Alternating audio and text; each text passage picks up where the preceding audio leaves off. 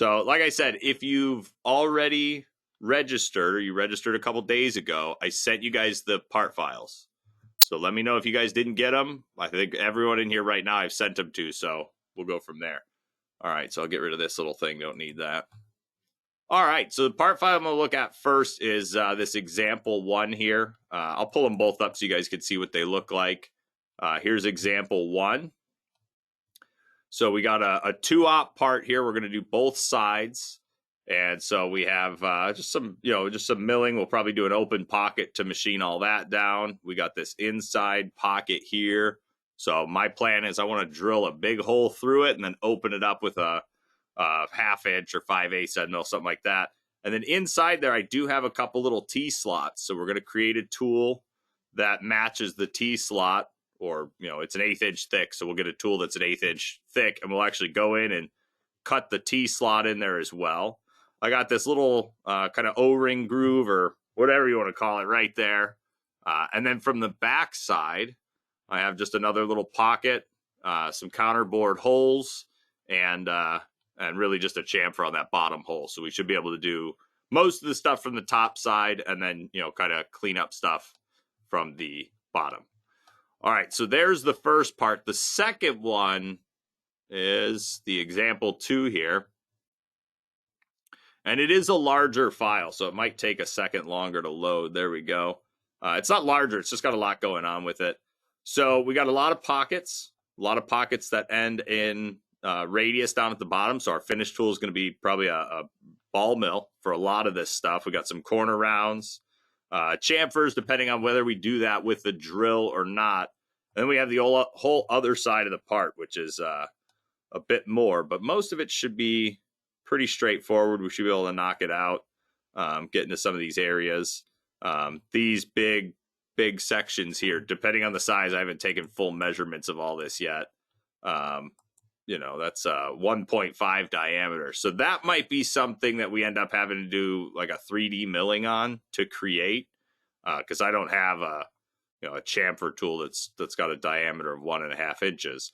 So I might splash a little 3D milling into it. And the reason I'm okay with doing it is because you guys probably have them, but the Express package, the lowest package of BobCAD that we have, does include one 3-axis toolpath. It's a planar toolpath, so it won't be the best for this, but we'll see when we get there. We'll kind of play it by ear, see where we're going to go with it. So I'm just going to give it like 2 more minutes, just so we can, I got one more guy it's waiting to load in right now, it says. So just give it 1 minute and then we'll get started.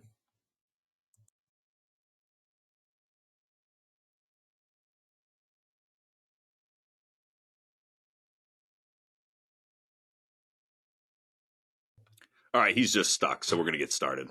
It's not loading in anymore. So, all right. Excuse me. Here we go. So here's our part file. This is the one we're going to start on. So if you guys haven't gotten it to open up, let me know. Like I said, I emailed everybody, so you should have these part files. And if I go too quick, you guys miss anything, let me know so I can go back and make sure to do them. Now, one thing I'm going to do real quick, it's just the way I like to work on parts, is I don't like to have my origin in the middle of the part here. I'd prefer it to be on the top level right there. So what I'm going to do is I'm just going to go up to evaluate and then measure 1. And I just pick any edge that's on the top of this part. So if I pick that edge right there, I can see that my Z is at 0.75. So all I'm going to do is go to Utilities and Translate, and I'm just going to drop it down in Z minus 0.75. The opposite of what it's sitting at now. And then I always like to set up my values first. You could do this in whatever order you want. You could go pick your geometry, then set your values. I always like to set my values, then pick my geometry.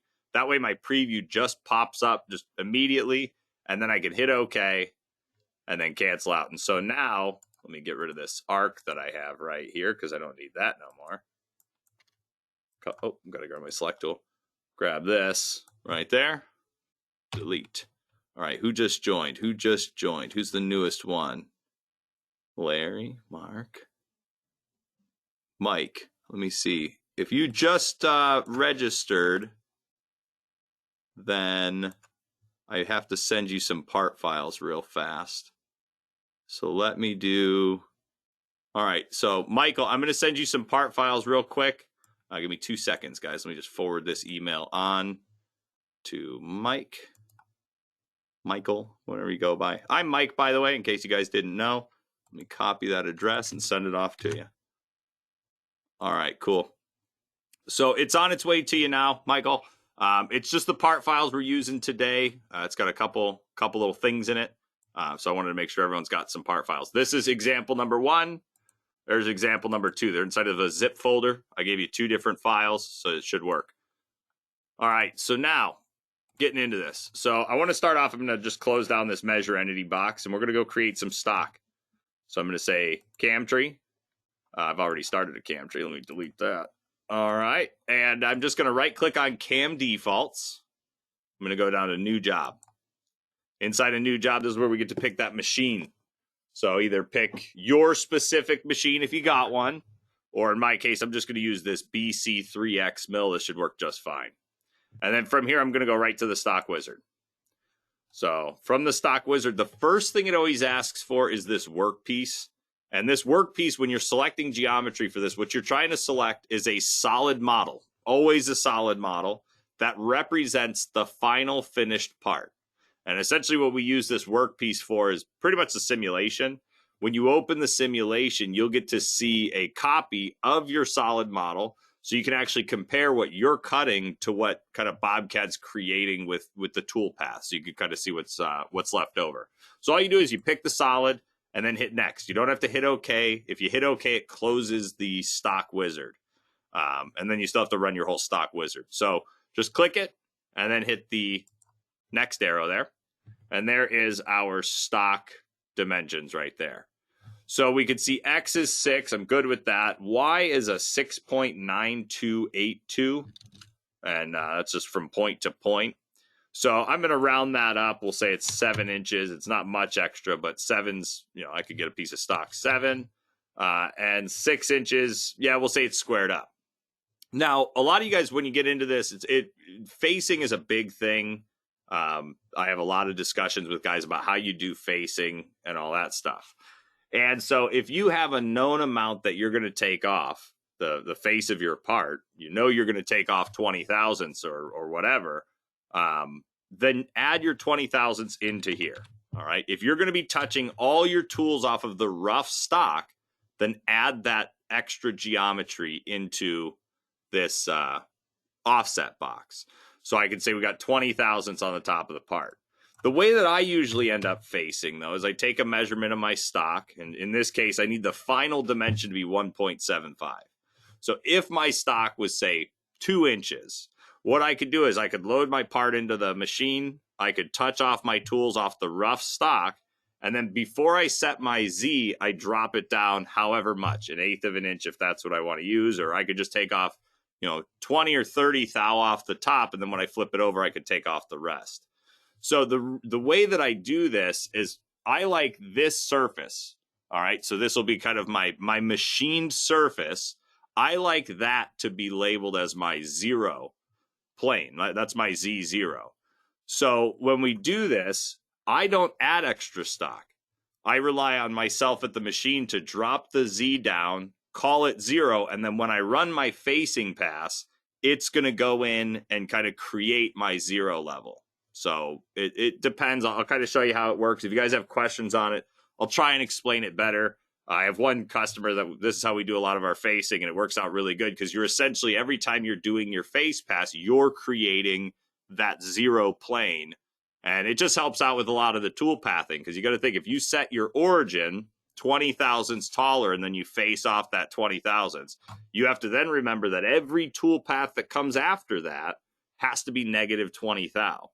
But by doing it this way, where we're saying our origin is sitting at 0, and we're kind of defining the face, and at the machine, we're going to set the depth, then everything still starts at 0. Everything's going to run at 0. So when we face this, the top of part's going to be 0, and the total depth is going to be 0. So it gets a little weird, but just give you a fair warning now.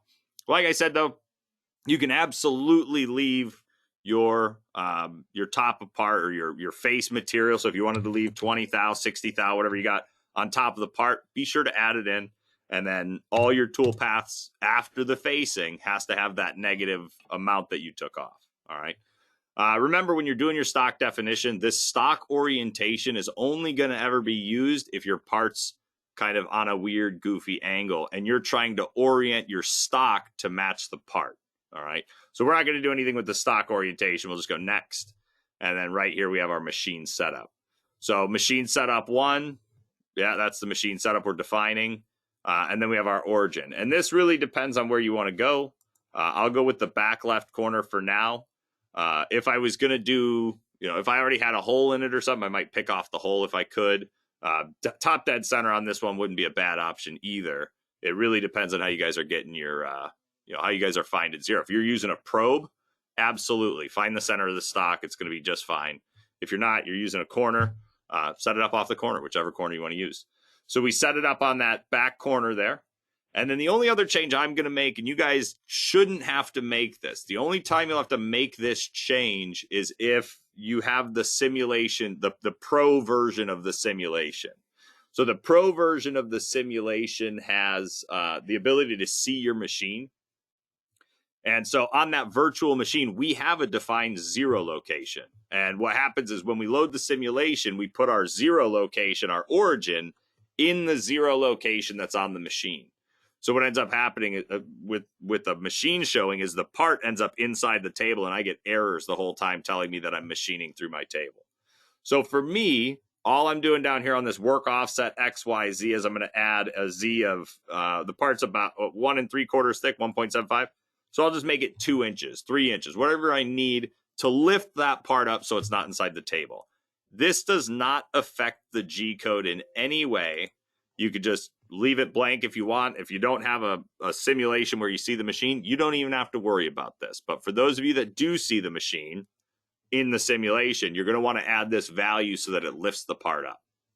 And then right down there, that's our clearance plane. Same clearance plane we always need, always use. This is where we set it, whether it's a drilling, a milling, 2 axis, 3 axis, whatever it is, this is our clearance plane. If you change this later on, so say we add a few tool paths to the job, and then you realize, I set my clearance plane way too low. I got to go higher on this, especially on this specific tool path.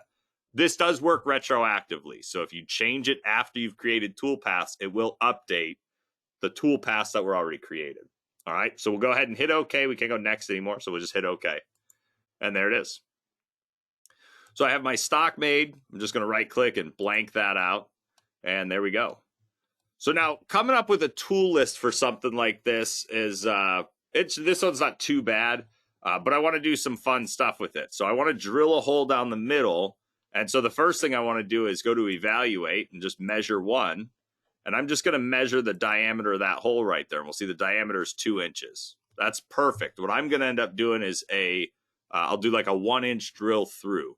That way I can feed, I'm going to use a 5/8 end mill. I'm going to feed a 5/8 end mill down the center and then have it kind of use the geometry and then go in and cut the pocket. So we'll pocket it out.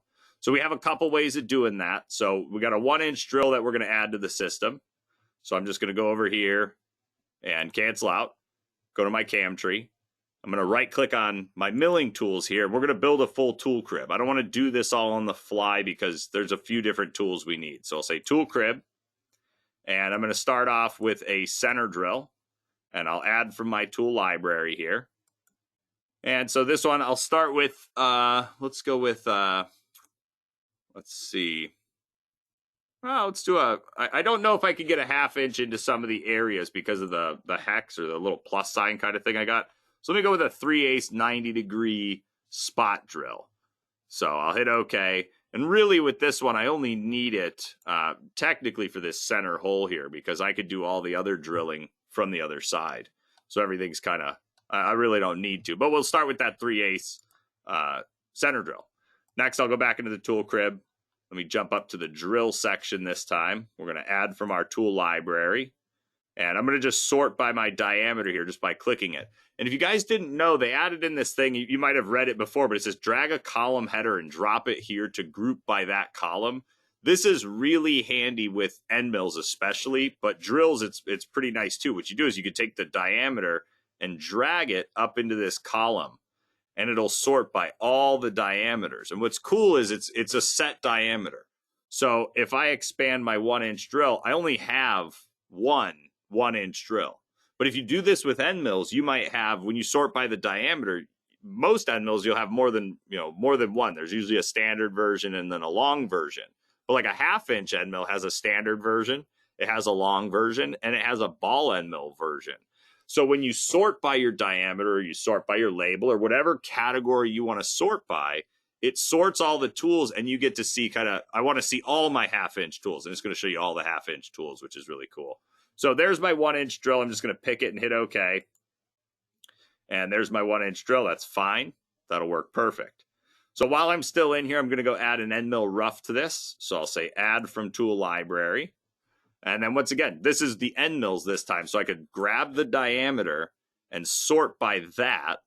And then this is my full list of all the available diameters that I have in here. But if I expand something like a 1/4 inch here, I have a 1/4 inch standard, 1/4 inch long, and a 1/4 inch ball. We don't have a lot of ball mills in here, so you won't get that for everything, but you can always create your own. And as long as the diameter is a 1/4 inch, it'll get thrown into this category along with it. So I'm going to go with this 5/8 here. Let's see, we got our 5/8 flat end mill long right there. So I'll pick that and then hit OK. And there's my 5/8 end mill. And then I don't remember the diameter of these corners here, and the width of that's a 1/4 inch. So I'll probably do we'll do like a 3/16 that we could use to cut that slot. Hopefully, technically we could use a 1/4 inch. We'll do it. We might do it 2 ways. We'll see. We'll see which way we like more, because we could get it to do it in kind of 2 passes, or we could get it to do it in 1. But I'd say one of these sides, if we do it in 1 pass, is going to come out with a worse finish. But let me just grab a dimension off of that guy right there, and we'll see it's so that's made for a 1/4 inch tool. So I can use a 1/4 inch flat end mill on that. So let me add that one in.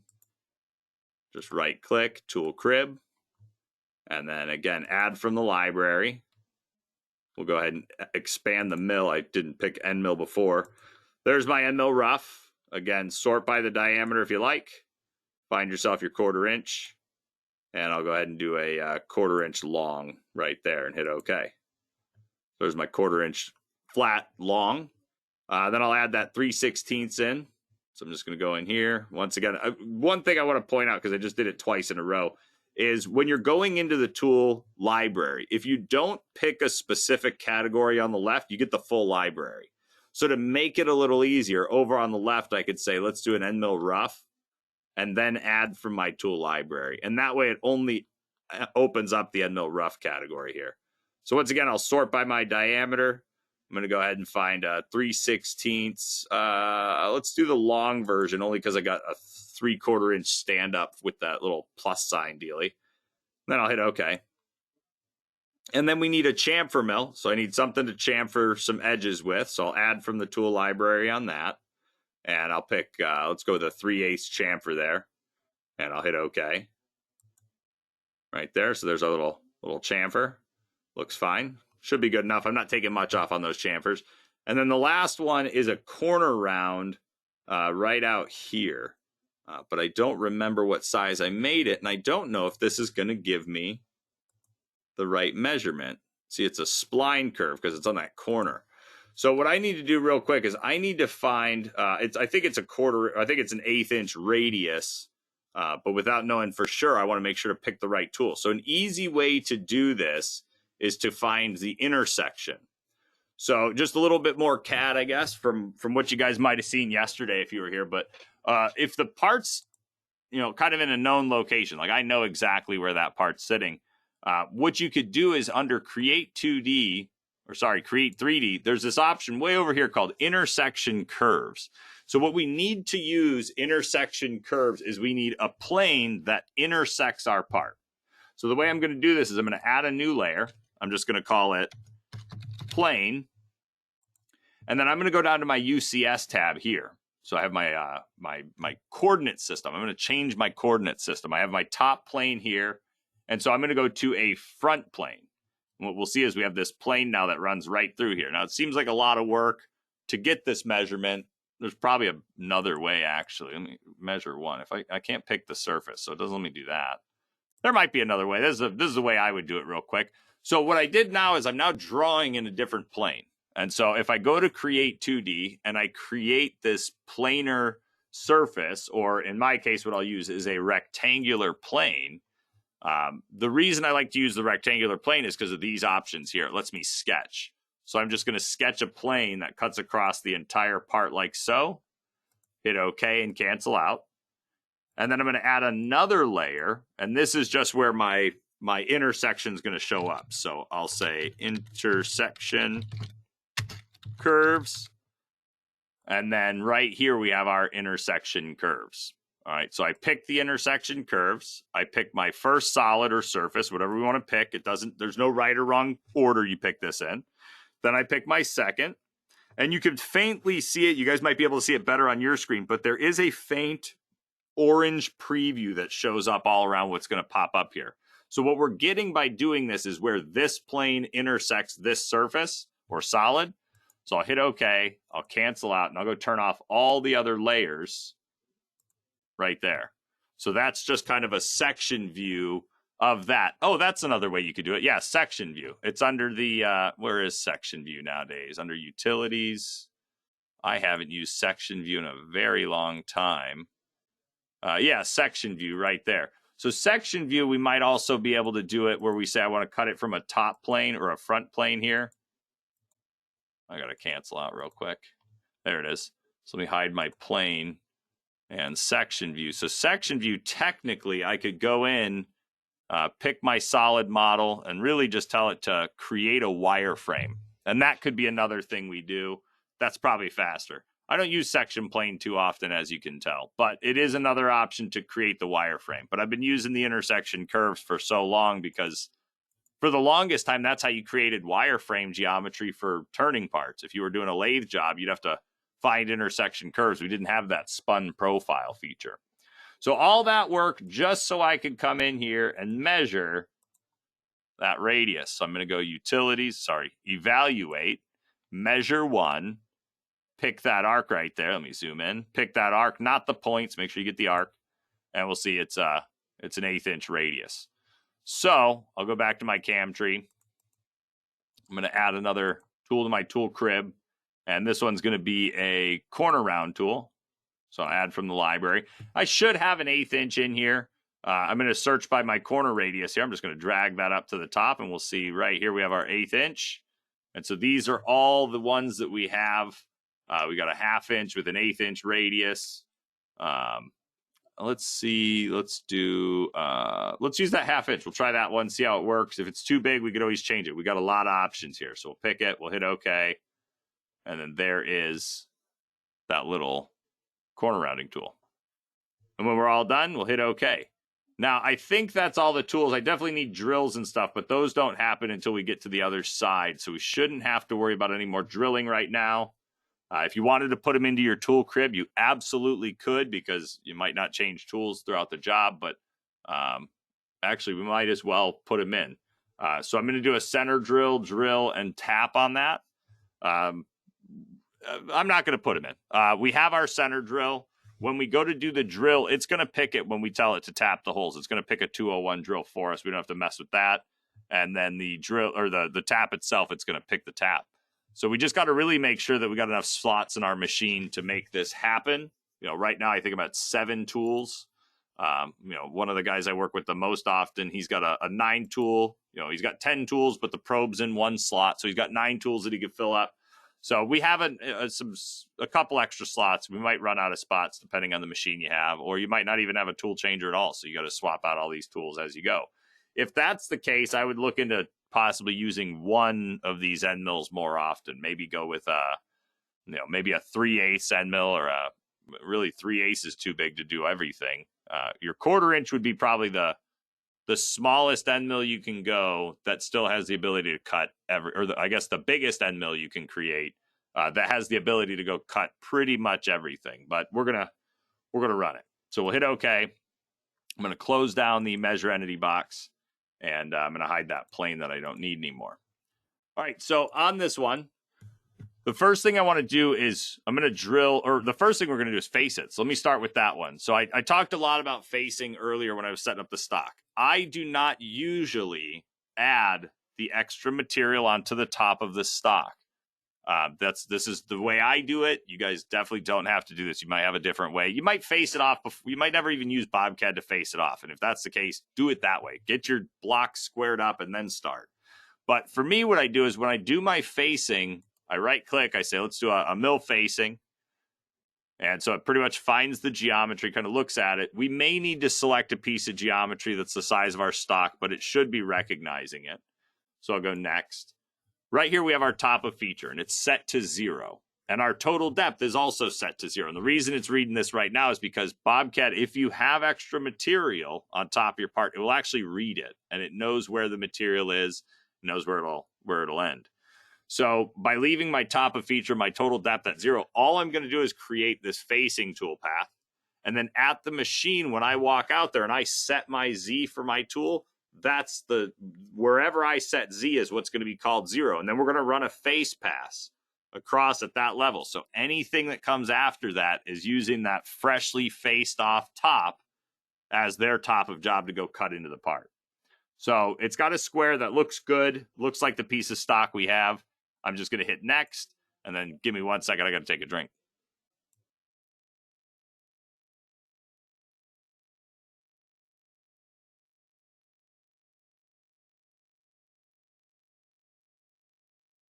By the way, if you guys have any questions, make sure to throw them in the questions box over there. I don't want to throw you guys off with this. I have confused quite a few people with this facing. So if you're not understand what I'm talking about, I'll try to explain it. The simulation might help me out a little bit later. But remember, use that questions box. Ask any questions you guys have.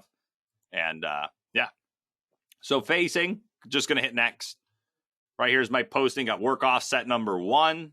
That's my G54, my E1, my first work offset on my machine.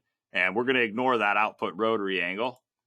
Right here's facing. So it grabbed one of the tools I had in my crib. It's not the tool I'm going to use to face. So I'm just going to go up to the tool crib. And I'm going to pick my 5/8 flat. I'll just use that to face it off. Hit OK. And there it is. So I have my 5/8 tool, tool number, coolant, feeds and speeds. Now I'm going to next my way through these windows. If there's anything on a page that you guys don't understand as I go through it, if I go past it, just throw a note in there saying, hey, what's that thing for? Or how do you use this? So if you guys have any questions about feeds and speeds, let me know.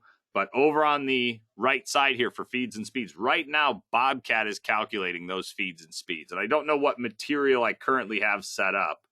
It's under the stock over here. But if I'm going to go in and set my own feeds and speeds, I don't need to rely on BobCAD.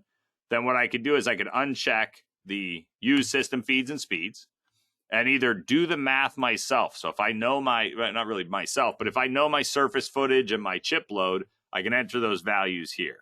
If I just know my spindle RPM and my cutting feed rates, then I would just go and enter them in right here. So I could say I want to go 6,000 RPM. I want to run at, actually, I'm good with that, 69 and 34. We'll keep it right there. If you don't have a method of figuring out feeds and speeds as of now, I strongly recommend looking into some programs that they have out there. There's some really great ones. G-Wizard, not to just name drop anyone, but it's my favorite. I could go in, I could punch in materials, I could tell it what diameter tool I got, tell it my depth of cut, I could tell it my step over, I could give it all that information, and then it recommends feeds and speeds. And it's got ranges in it that let you go from being a very aggressive cut to a much less aggressive cut, more conservative. So you can actually vary it. So it's a fantastic software that every time I've not listened to it, I've broken tools. So it's been really handy so far. It saves me a lot of time, just not having to figure out and break tools and get the wrong stuff. So that program is called G-Wizard. Take a look at it. It's by CNC Cookbook. Fantastic program. So there's the feeds and speeds, just entered some stuff in. These are kind of irrelevant. But the big thing to remember is when we're setting up feeds and speeds, we're looking at the material that shows up over here in the CAM tree. we're also looking at this tool material right here. So if we're the ones setting up the feeds and speeds for you, every tool that you select has, well, every time you create a tool or every time you pick a material, you have 3 categories for the material of the tool. By default, we have high speed, steel, carbide, and insert cutters. So those are your 3 options, and they vary the speeds and feeds that you run. So you got to make sure you're picking the right tool. In my case, this would be a carbide end mill, but because I'm defining it myself, we're no longer relying on BobCAD. So the whole thing's kind of, it doesn't really matter that much. So I'm just going to hit next. Right here's our pattern. So for facing, you just got a choice of a zigzag. Just go back and forth. You could do a zig where you keep everything moving in one direction, or you could do an adaptive. And the whole thing with adaptive is it's trying to keep a constant engagement with the tool. So it's trying to keep a constant cut as it works around. It's whatever your step over is, it's really focusing on keeping that, and it's keeping that tool in the material the whole time. It doesn't really clear off the part too much. The problem I've run into, and I've reported it as it's been reported now, but the adaptive, when you run a face like I am, where there's 0 material coming off and there's 0, it doesn't see any material, it doesn't give us an output. So I've reported it, but we're just waiting. So I like to use the zigzag for this one. I'll go off the workpiece, and then how far off the workpiece do I go? Just half the tool. So I got a 5/8 tool. I'll divide that by 2. Remember, these boxes are all calculators, so you could do your math right there. And then right down here, we'll tell it, yeah, go ahead and do it across the X direction. We'll go back and forth that way. Start at the upper left-hand corner where our origin is. I'm going to set up my step over as, we'll just go 40%, and then I'll hit next. Right, here's my parameters. So if we were leaving material for the bottom allowance, we could. I'm not going to. And then our depth is, we're always just going to go with a single step, because right now we're taking off no material. Again, when you walk out to the machine, you're going to set your Z at the depth of however much material you want to run. So if you're taking off a 1/16 of an inch, you're going to touch off the top of the part, move over, jog down a 1/16, and then say, so that's my Z0. And then when you run it, we'll just face off that 1/16 of an inch. And that new level that's created afterwards is going to be our 0. There's other ways to do this as well. Technically, I could, on my feature page, if I knew how much I was taking off, I could set my top of feature to something like a 1/16, and I could set my total depth to something like a 1/16. And this would still give us the same result, where every toolpath we start on after this still uses 0. But that's all because our origin is at the top surface. If this origin moves, to the top of the rough stock, that's what's going to give you those changes in, whether or not you have to put a negative value on your upcoming toolpaths. So again, let me set this guy back to 0. There we go. All right, we'll go next. Right, here's our leads. So you got a vertical lead in or a parallel. I usually use parallel. And again, I just take the tool diameter and divide it by 2 and use that. It extends it a little bit further, but with facing, I'm usually not too concerned. And then right here, we have our links. Just how do we connect from one pass to the next? We could go direct, or we can make an arc. And finally, we have the advanced feed rates. So the big thing on here is the convert rapids to feeds. And really, it's big for any of you guys that have a Haas machine. And some of you guys might have a Haas machine and think, oh, no, this is me. There's a thing that Haas do called dogleg rapids. Haas is most notorious for it. But even I've had hundreds of Haas customers that I ask about this, and they've never noticed it. So it might be something that happens, but you guys might not notice it. So essentially what happens is when you rapid from one position to another, so say from this corner here to this corner here, it should be a straight line. And that's how the code should read. It should be a straight line.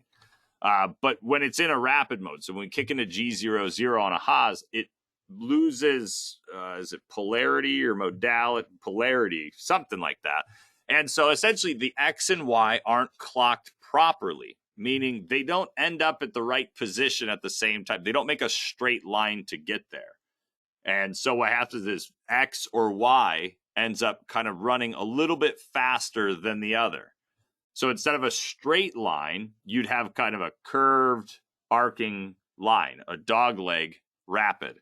is what they call it. So this allows you to, when you check this button, it gets rid of all the G00s that would normally show up with this facing program. This is a setting that you would turn on every toolpath or inside the machine definition. So inside the actual settings of the machine for the software, there's an option that you can tell it that it dogleg rapids. And then you don't have to worry about this on any of your toolpaths. You could just ignore it. But if you're doing it just on certain ones, you turn it on and you enter in a feed rate. And that's going to be the feed rate that gets used, because instead of outputting a G00 for a rapid, we're going to output a G01 and then output a feed rate. So you could run it at whatever speed you want to run it at. So again, if you have a Haas, be on the lookout for it. The only guys I ever really hear about that notice it is if you have fixtures that stick above the top of the part, bolts or anything like that. I've had some guys where their tool kind of swings into it, and we've done hours of investigating, trying to find out why this kind of stuff happens. And when you look through the code, everything looks fine, but it's actually at the machine it's happening. So again, if you have a Haas, be on the lookout for it. But like I said, I've had hundreds of Haas customers, and not many of them have this issue. So, all right. So your lead in and lead out, feed rate percentages, that's a percentage of your cutting feed rate that's going to be used when you do a lead in or a lead out. All right. So you just check this on. So I think I'm going 69 inches a minute right now. So if I was to say on my lead in, go 50%, I'm going to go 34.5 inches a minute instead of 69. So there we go. All right. Finally, we can't hit next anymore. So we're just going to hit compute. And this toolpath shouldn't take too long to calculate, but there is our face pass. All right.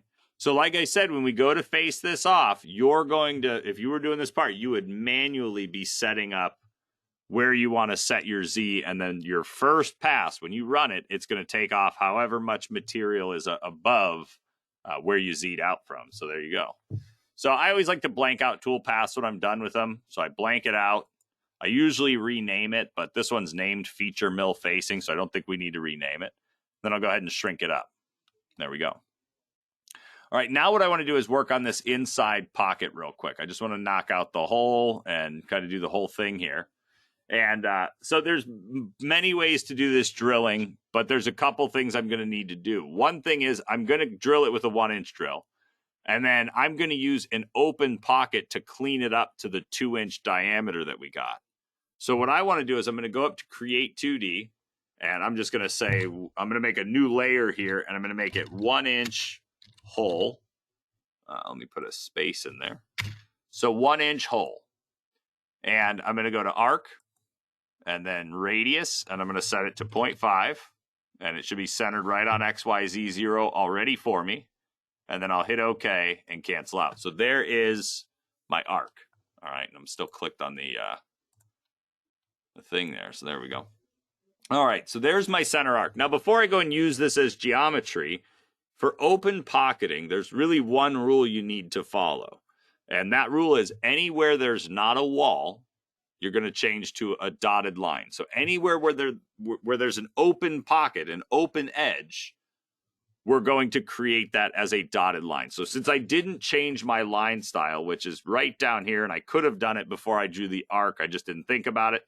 Had I drawn it with the dotted line, I wouldn't have to do this, but I need to modify it. So I'm going to grab my select tool. I'm going to pick my arc and then right click, go down to modify attributes. And one of the options in here is line style. So I'll pick that one. I'll choose my dotted line there, and I'm just going to hit OK. So the drilling doesn't get affected by dotted lines. And really with drilling, I could pick any hole or point as long as it's in the right location. So for my drilling function, technically, I could have just picked this arc right here and then just changed to a 1-inch diameter, just changed it to a 1-inch diameter. But by having this, it's kind of allowing me to drill the hole as well as set up the geometry for the pocket when we do the open pocket. So I'm going to right click on machine setup 1. I'm going to go down to mill drill hole, and I'm going to select my geometry. Now the geometry is just going to be this one arc right there, and I'll hit OK. And so we'll see it reads the diameter as 1 inch. You'll see the depth is read as a 1/2 inch, but we can go in and say pick bottom. Now this is the one. You got to make sure that you flip this part over or pick this bottom edge. If you reach through the hole and you just pick that edge there, you got to remember there's a pocket on this side. So I want to make sure I go deep enough to really get all the way through this pocket if I can. It's 1.75 thick. The 5/8 tool I'm using should be fine to reach, down through there. But that'll make it so that when I do this pocket here, I can start in the middle in a cleared out section and then work these walls in. So I got my 1-inch drill going. So I'll hit OK. I got the depth picked. Hit OK. We'll see it's 1.75. And remember, if you leave the through hole option on, we add an amount onto your drill. It's the amount whatever's set up inside your cutting conditions. By default, it's 50 thousandths. So when we get to the end, when we look at our overall, or our there's two depths. We have our overall depth and our, we'll see it in a minute. I'm blanking on the other word. The overall depth is where the tip of the tool is going to go. And then we have our effective depth. That's what it is. So our effective depth should read as a 1.8 when we get there later on. So because I'm telling it it's a through hole. So I'll go next. Right here, we got our group retracts. So this is where we're retracting from. So just your clearance plane, essentially 1-inch high, hit OK. Top of features at 0, total depth 1.75. It is a through hole, so I'll say next. Right here, we'll choose the hole option, which gives us a center drill and a drill. If any of you guys don't use center drills, all you got to do is click on it and hit that little red X, and you can take it out. So you're running just your drill. But I did set up a center drill in here, so I'm going to choose the hole section again, and that'll give me my center drill and drill back. You could also, not right now, but on features where your geometry is the same, whether it's this drilling and then we go into milling, if the geometry is the same, we can combine features. So if all I was doing was drilling a 1-inch hole, then I wanted to chamfer it, we could absolutely add a chamfer mill right into this, but we'll do that when we do our pocket. So we'll just hit next for now. And we get to our machine sequencing. With the sequencing for just about everything, when I'm working on this stuff, I pretty much use Optimized for everything, because what Optimized does is it picks kind of the optimal settings for drilling or for the order that it goes in. But the way that it does it is by kind of looking at all the rest of them. It looks at closest, the pick order, the X direction, and the Y direction, and it picks the most efficient one out of those 4. If you're ever doing a set of holes that you're drilling and you have a very specific order that you want to cut them in, you can do that by using pick order. And it's pretty cool how you pick them. I'll do it later on when we get to the smaller holes, because I only got the one hole right now, so it won't matter too much. But you can actually say pick, and then you just kind of drag your mouse. You click and drag your mouse around the screen, and it'll actually grab all the holes in the order that you touch them in.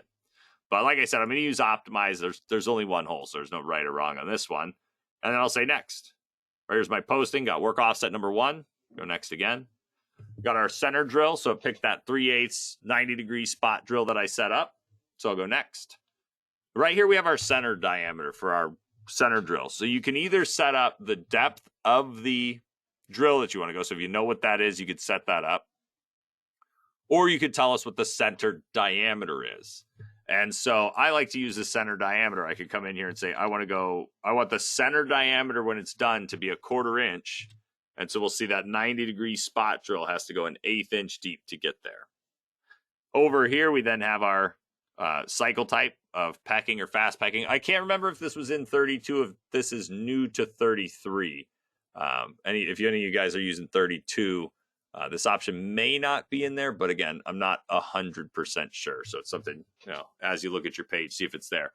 It just lets us peck our spot drill. So just going to go in, tell it what to peck by. Should be using 50% of the tool, I believe.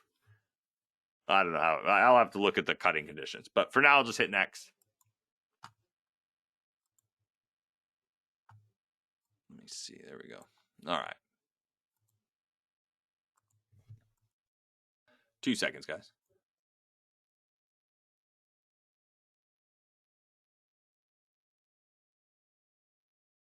All right. So this is our 1-inch drill.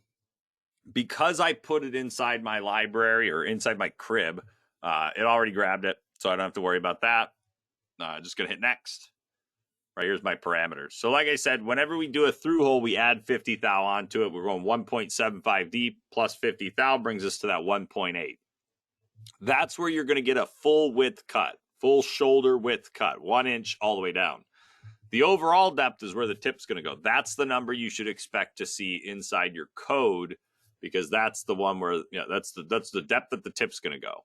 So it's adding on that extra, 300 thousandths for just the tip of the 1 inch drill.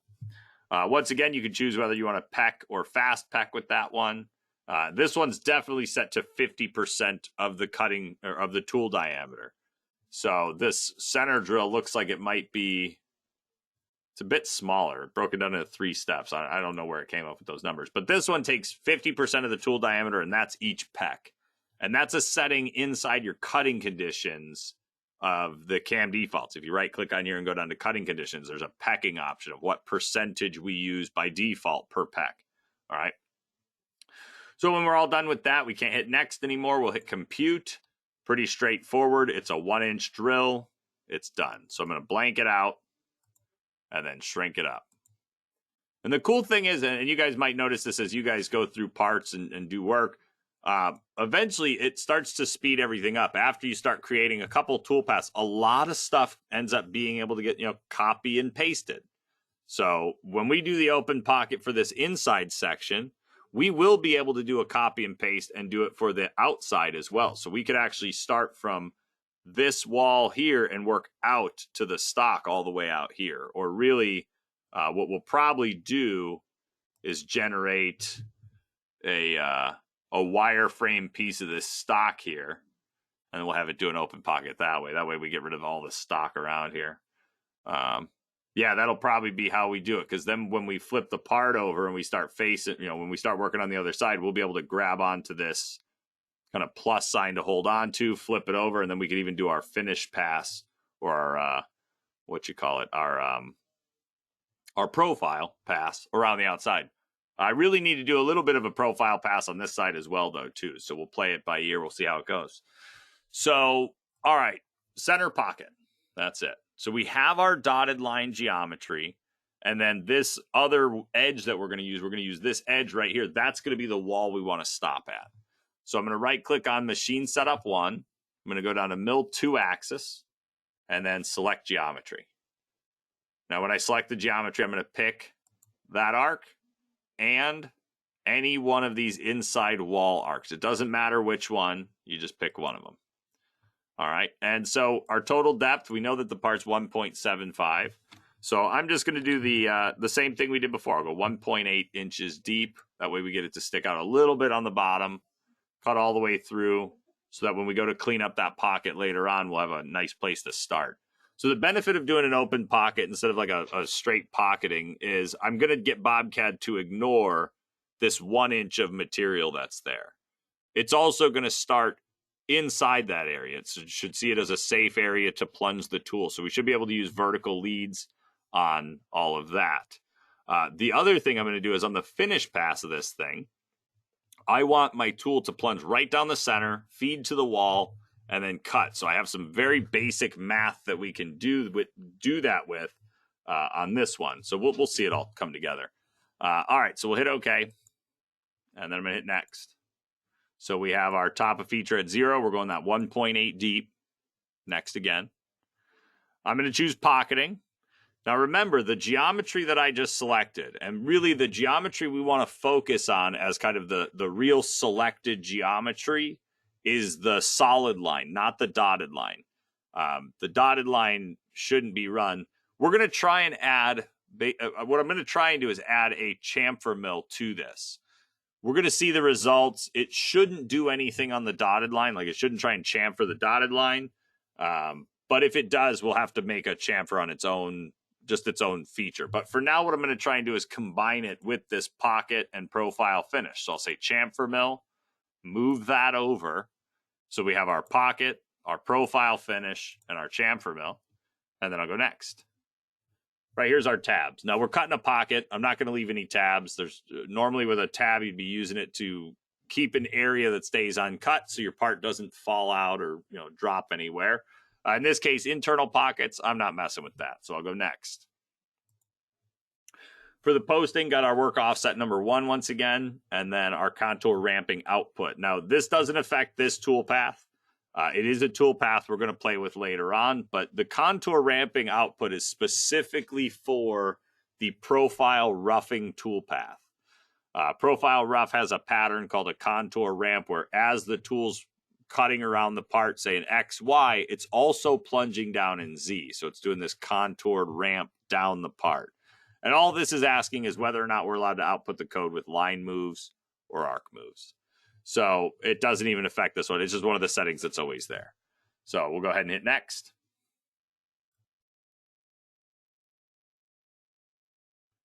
Right here, once again, I don't know how it decides to pick which tools. It's if you have a tool crib, it always just picks tools. If you don't set up a tool crib, it'll just fill it in with a 1/2-inch tool. So I'm going to go into the tool crib, and I'm once again going to pick my 5/8 flat, hit OK. There it is. So I'll go next. Right here for my patterns. All right, there's 2 pocketing patterns that we have. There's a standard pocket and an advanced pocket. Whether or not you're using the standard or the advanced, you do also have this option here called use spiral for circular pockets. So if you have a circular pocket, you can make BobCAD convert that from your standard linked toolpath to just a spiral. The thing about standard pockets, and this is the big thing to remember, is they are not allowed to do open pocketing ever because they don't recognize the dotted line geometry the same way. But advanced pockets can. So standard pocket, you have parallel, offset in, and offset out. Well, so does advanced pocket. You have parallel, offset in, offset out. Did that in the wrong order. You have your morph spiral, and then your adaptive roughing or your high-speed machining strategy. So for me, I don't use standard pockets ever anymore because, yeah, they can't ever leave the part. They're not allowed to. So even if you give them a dotted line, they can't leave that.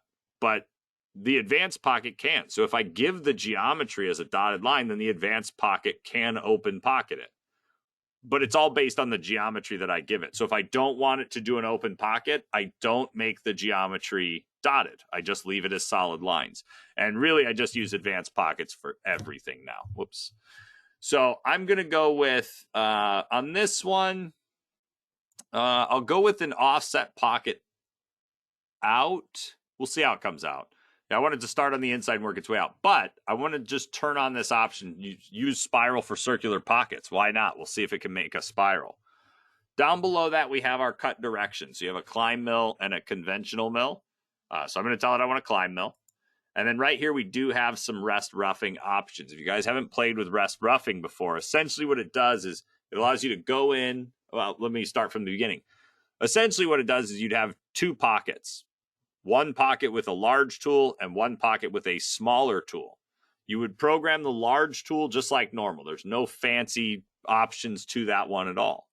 But when you get to the second pocket and you switch to a smaller tool, so maybe we start out the job with a 1/2 inch, and then on the second one, we drop down to a 3/8 or a 1/4 inch tool. The rest roughing allows me to go in and tell BobCAD what I've already cut this area with. So what tool did I already use? And all you do is say, I've already cut it with a 1/2 inch tool. It was a flat bottom, so there was no corner radius. And I left, 15 thousandths for my allowance. So when you do run this, we'd be working on a pocket that now has a 1/4 inch tool in it. So when I calculate it, it's going to take a little bit more time to calculate. But what it's doing is it's figuring out where that 1/2 inch tool would have fit and where it should have cut. And then it's only going to output the tool path in the areas where that previous tool couldn't fit. So it works out really good for working corners into a pocket or just working smaller and smaller tools into your part. It does extend the calculation time. I've had guys that they'll make 8 pockets and they'll start at a 1-inch end mill and they'll work down until they're at like an 1/8 inch end mill. And they'll have, everything references the previous tool. So they go from a 1 inch to a 3/4 to a 1/2 inch to whatever. And so when they do that, everything's referencing that previous tool. And so when you hit compute on that, it will take a bit longer to run. But I usually don't go too crazy with it. I might do a large tool, a medium tool, and a small tool, kind of 3 tools to work together. And that seems to work pretty good. So turn off the rest roughing. Over here's our step over. Now, it all depends on how you plan on milling this thing. We have a hole in the middle. So we do have the ability to potentially plunge to the bottom of the hole and then spiral our way out. Just use the whole side of the tool to clean up the full 1.75. And if I was going to do something like that, then I definitely don't want a 50% step over.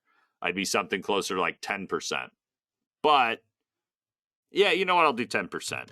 We'll see what it comes out looking like. What I may need to do is I might need to make that arc in the middle a little bit smaller so we can step away. I just don't want this tool to plunge into the material, which it shouldn't, but just in case.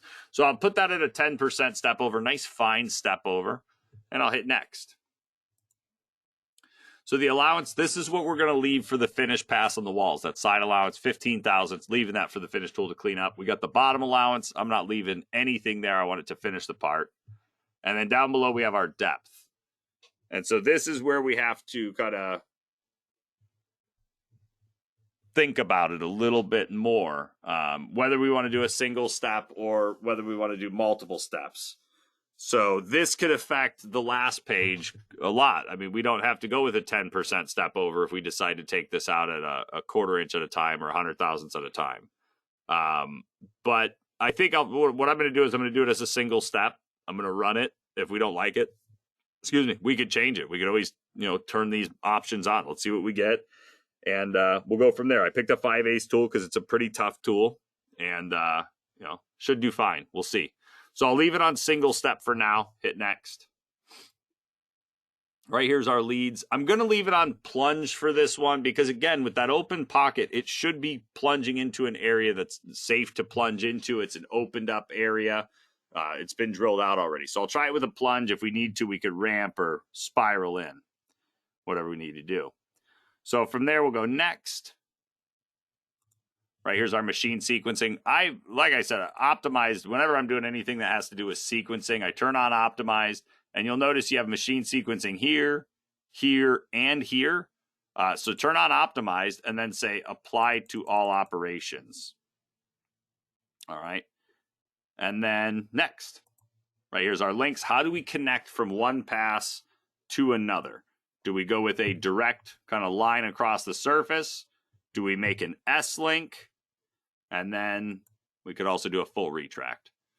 With this one, though, I shouldn't really have to worry too much with the pocket because I turned on, the use spiral for circular pocket. So I shouldn't have any links. So I'll just leave them on direct. Right, there's my advanced feeds. And let's see. Oh, yeah, we added the corner slowdown. So you have your convert rapids to feeds. That's that option I was talking about earlier with the dog leg issue. You got your feed rates for linking, and then your adaptive feed rates. Now, the adaptive feed rates, you actually get more than this if you are getting, if you're using the high-speed machining, the adaptive roughing. You'll get a volume-based, and then you'll get radial chip thinning. And it's all about just varying the feeds and speeds of the machine as it's running, basically to make sure we get the same size chip off the part. That's what radial chip thinning is trying to do. The volume base is looking at the amount of engagement that the tool has at any given time, and it'll speed up and slow down based on that engagement. In this case, because we're not using the exact high-speed strategy, the only thing we can do is slow it down. So if it encounters a bit more engagement than it wants, when it gets into a corner, it'll slow the tool down. But we also have corner slowdowns here. Corner slowdowns allow you to go in and slow the tool down as it cuts your corners. So you tell it the distance from the corner and then the percentage of your feed rate that you'd want to run while it runs that corner. All right, give me 2 seconds. Let me take a drink. My throat's dry.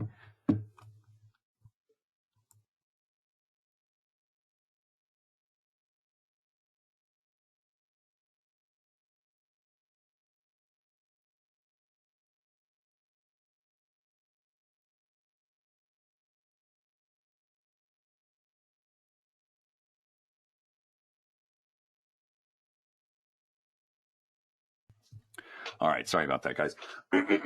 All right, so that's our corner slowdown. We're not going to run that right now. Going to go next, and now we get to our finish tool.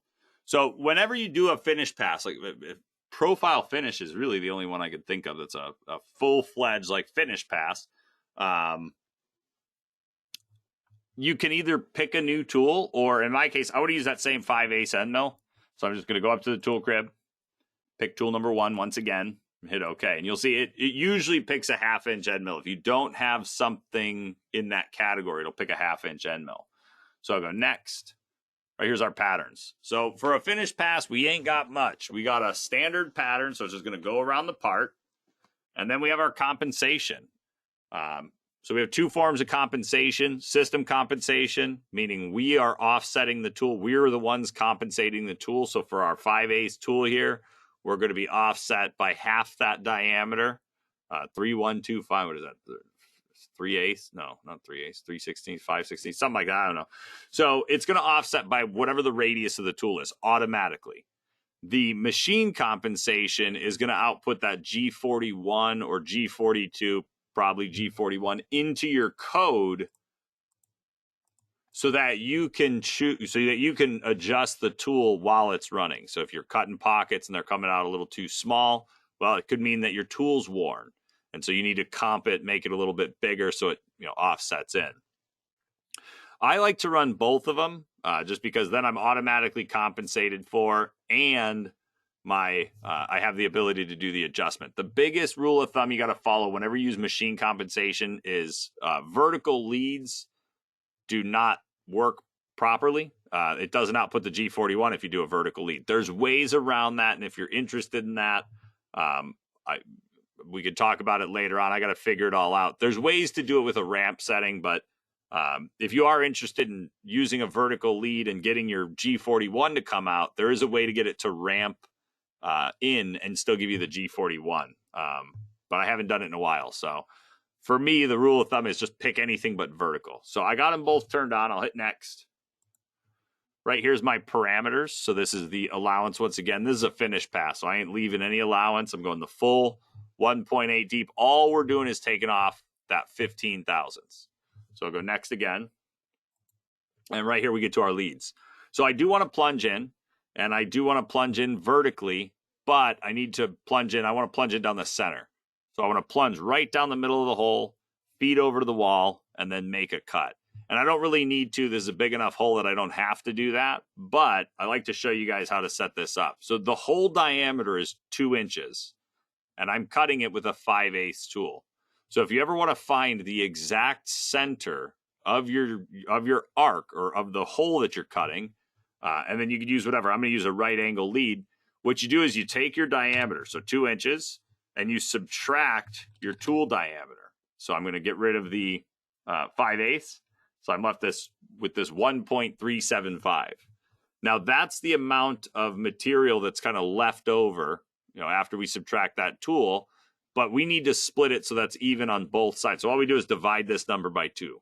So you take your hole diameter, you subtract your tool diameter, and then whatever the result is, divide it by 2. And so that 0.6875 should be right in the middle of the hole. So we're going to plunge right down the middle. We're going to feed over to the wall. We're going to make our cut, and we're going to feed back to the center and then leave. And there we go. So we'll hit next. Right, here's our corner types. This is an option that I've really just never changed. So I'll just say next again. I don't even know what to tell you guys about that one. Just ignore it. If you ever think there's a reason to use it, give us a call. I'd like to know what your plans are with it. So next again. Machine sequence, it's already set to optimize because earlier I used this apply to all operations button. So it matched all the leads or all the machine sequencing pages for me. Right here's my advanced feeds. We got our corner slowdown. And then right here's our chamfer mill. So it's got our 3/8 chamfer. So I'll go next. Right here we have our machine and system compensation. Once again, I do like to use a G41 any chance I get. Right here's our parameters. So cutter positions the offset of your tool so that you're not running the same spot every time on the tool. It's going to offset the tool off the wall a little bit. And it's reading all the information from the tool previously. So the small diameter that I have on here is 1/8 of an inch. That is what it says right there on that small diameter page. So I'm good with that. Chamfer angle 45 degrees. It's a flat bottom tool. And then we have 3 ways of cutting our chamfers in. Either chamfer depth, chamfer length, or chamfer width. So I usually use the depth just because I could go in and say pick bottom, and I could just pick the bottom edge of the chamfer there and hit OK. And so we'll see that's a 0.0442. And yeah, that's what we'll try it as. We'll see what it runs like. You can also do multiple steps with this. So right now I'm going to do the whole thing in one pass. 40 thou, not too worried about it. Or yeah, 44 thou. But you could also do it in multiple steps to kind of work your way in. So if you're doing a much larger, more aggressive chamfer, instead of taking it off in one pass, you could do multiple passes. I'll go with single. Right, here's our leads. For this one, I don't have to get too crazy with it, but if I want to start from the center again, I could do a right angle, 2 inches minus the 3/8 for the tool, and then I could divide that by 2, just like so. And so when I'm done, I'll hit compute, or actually I'll hit next. We got the corner types, machine sequencing, and then the advanced feeds. There we go. So we can't hit next anymore. We'll hit compute. And it'll take a second to load, so we'll give it a second. I'll take a break and drink something.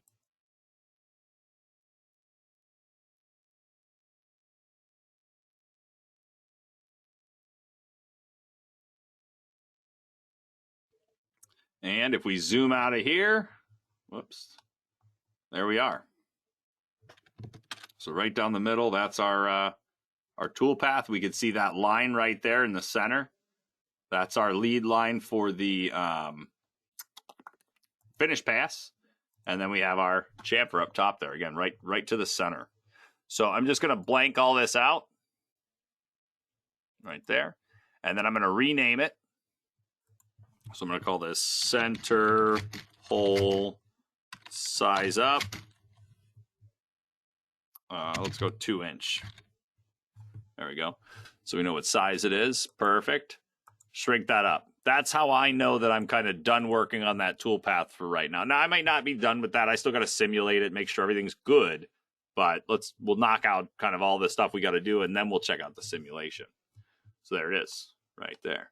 So we got that center pocket made. We have those 2 T-slots in there, and I did not create a tool for that. I just realized. We'll do those in a little bit. Let's get the rest of this thing kind of knocked out. Now, the big thing is that pocket that we just created is a fine pocket. It works great. It's going to do fine for the outside as well. The thing is, I don't remember what size my stock was, because I did make it a little bit bigger. So I want to make sure I get the right size stock, but we have a trick to this. So what I'm going to do is over here in my layers, I'm going to add a new layer and just call it stock. All right. Now, when we do this, if I right click on where it says machine setup 1 and I say edit, this box pops up around my geometry right here. And one of the options that we have, and I will say, if you guys are using version 32, there was a build of it. If you haven't updated to the final build, there was a build of it that this was broken on. So just make sure you're on the newest build of the system. If you need us to send a link, I could send you a link. But what we have is an option here called Keep Bounding Geometry. So I can click that. And I'll just hit OK. And what we'll see is those points stay on the screen afterwards. So if I go and hide all this other geometry right quick, there's all the points and everything I had for that stock. So what I could do is I could go and I'm just going to pick all 4 of these top lines here. 1, 2, 3, 4. So those are the pieces I'm going to keep. And then what I'm going to do is I'm going to drag a box over the whole thing and then delete them. Everything else, I'm just going to get rid of all of it. So now I have this rectangle that represents kind of the edge of my stock. So I'm just going to go in and make that a dotted line, really. So I'll cancel out, grab my select tool. I'm just going to hold shift and click on the edge there. And then I'm going to right click down to modify attributes, line style, dotted, okay. So now when I go to machine this part, let me rename this layer real quick. All right, there's the solid. Hide that, hide that. All right, I don't think I have anything on that layer. Do I? I don't have anything on here that I know of. Oh, it's because of my first layer. Won't let me delete it, will it? Probably not, right? Delete that layer. Forget about it. I don't care. All right, so there's the solid back on. All right, so we have the solid here, and then we have our stock right there. So we have two ways of picking the geometry on this. There's kind of the, I would say the right way and the other way. The right way for me would be to go extract the edges. That's how I like to do it because it's a piece of geometry I could pick over and over again if I need to. But you could absolutely also just pick the solid model. So what I'll do is we'll put all the geometry. Let me rename this stock layer. I'll call it stock open pocket. All right. So there it is. So now I can go in. I'm going to go to create 2D, extract edges, and I'm going to tell it to project the geometry to the z-plane of 0. So it projects it flat to 0. And all I'm going to do is pick this surface right here and hit OK. And then when I cancel out, I can go ahead and turn off the solid here. And there is the geometry. Now, that arc that came with it, I don't need that. So I'm just going to grab my select mode. I'm going to pick this arc right here. Ooh, it's broken into a bunch of pieces. I'm going to hold shift and then pick the arc right there and then hit delete. And there is my geometry. So I think I got enough on here that I should be able to, the 5/8 is going to leave some meat in the corners there, but I'm pretty sure the 1/4" tool should be able to clean them up. That's what I got to use to clean up those edges anyway. So we'll find out right now. So I'll go cam tree. And what I'm going to do is I'm going to take this pocket that we already made because it is an advanced pocket. It's even got the chamfer mill on it, so I should be able to use that. The only real change I'll need to make is I need to go pick a different finishing tool. I'm going to have to change that tool. So I'm going to copy this feature by right-clicking. I'll say copy. I'll minimize it, and then I'm just going to paste it. All right, now it's going to ask if I want to use the same top and depth. This is one of the things that if I'm lucky enough to use the same depth, I'm going to hit yes. But if I know I'm going to change my depth, it doesn't matter which one I pick. When I go to pick the geometry, I'll get a chance to set my depth again. So it's not that big of a deal. So for now, I'll just say yes. But if you hit no, you get pretty much the same results. So when you copy and paste the toolpath, you'll see everything stays the same. The name of it even stays the same. So now I need to rename this. I'll just call it stock open pocket. All right. So we renamed it. Now we need to pick the geometry. So I'll right click on the word geometry and say reselect. And you'll know you need to pick geometry. And there's a big sign. That little red plus sign that pops up to the left of the word geometry is telling you that it's not selected. This can get kind of confusing. Most of the features you run, for 2-axis drilling, 3-axis, all that stuff, when you have a plus sign next to geometry, it means the geometry hasn't been picked. In the next coming years, I expect this system to get smarter and smarter all the time, like it has been for the past few years. And that's where something like the facing toolpath comes in, where we didn't pick any geometry for the face. It just looks at the stock size and it runs it off that. So you'll see the word geometry there has it has the plus sign next to it. Some features don't need geometry. Most of them do, but like the facing feature, and really off the top of my head, the facing feature is the only one I could think of that really doesn't need geometry. It just reads the stock. So just be aware, there's some features, and I'd expect more in the future where you don't pick geometry. It's going to get smarter and smarter, and hopefully do this. Eventually, I want this to do it for me. I want to be able to hit a button and say, cut this part, and it'll do it. That'd be amazing. I don't know if that's ever going to happen, but when you see a plus sign, make sure the feature that you're working with needs geometry selected. We can pick geometry for the facing toolpath, absolutely. So it's not going to hurt anything if you do pick geometry. It's just that you don't have to. So shrink that back up. But for a pocket, a copy and pasted toolpath, odds are you're going to have to pick geometry for it because you have to. So I'm going to right click on geometry and say reselect. And I'm just going to hold shift and pick both these shapes. You could drag a box over it as well. But if you drag a box, you never get the opportunity to really see if there's bad geometry. By holding shift and clicking on it, if the chain stops without completing a full lap around the part, then we know something's wrong with the geometry. It could be duplicates, it could be overhangs, there could be 100 different things that cause problems for this. But by holding shift and clicking, if it chains all the way around, that's a good sign that you have a good piece of geometry. So now with that solid model, I'm just going to turn it on. Top of features at 0. I'll say the total depth goes down to right here. Any edge that you want to pick that represents the full depth, or in our case, 3/4 of an inch, that's what you're going to set up. So I'll go ahead and hit OK on that. And then the only other change I'm going to make is I want to make sure my finish tool can clean up that corner. It's a 1/4 inch tool. So I'm just going to right click on my profile finish here, say edit. I'm going to go to the tool crib, and then I'm going to go ahead and choose my 1/4 inch flat end mill, hit OK, and then I'm just going to hit compute. That's the only change I'm going to make.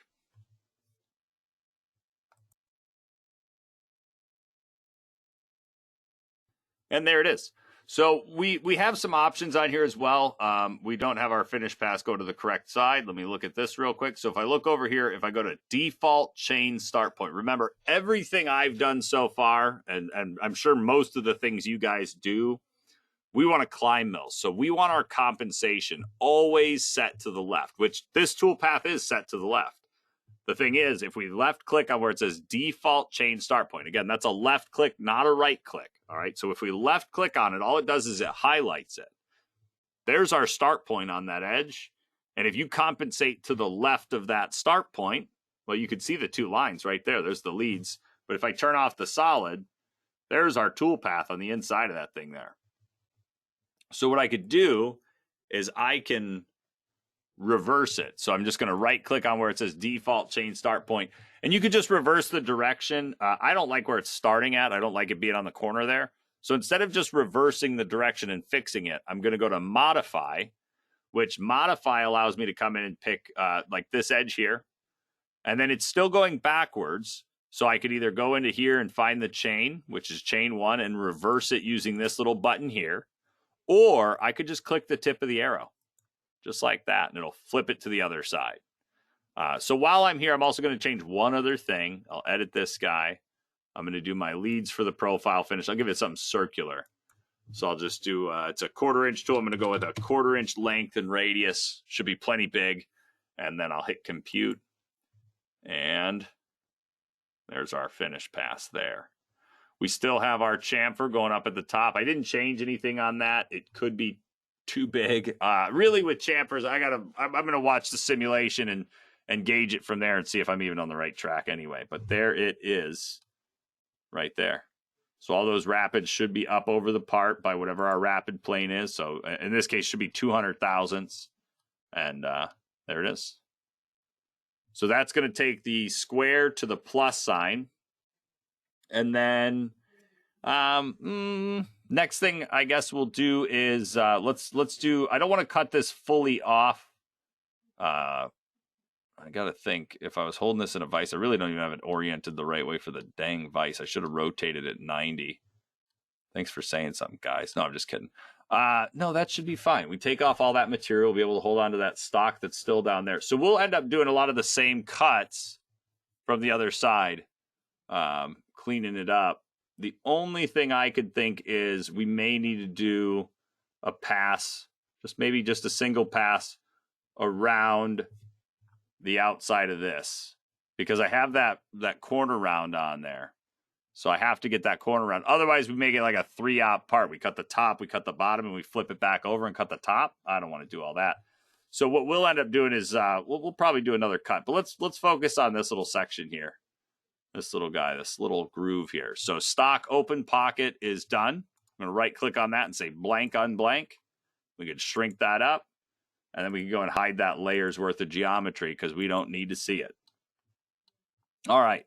So this little slot here, this is a little tough one, but we'll give it a shot, see what we get. So this one's pretty much just a profile. I wouldn't use a pocket on this just because we could use a 2-axis toolpath.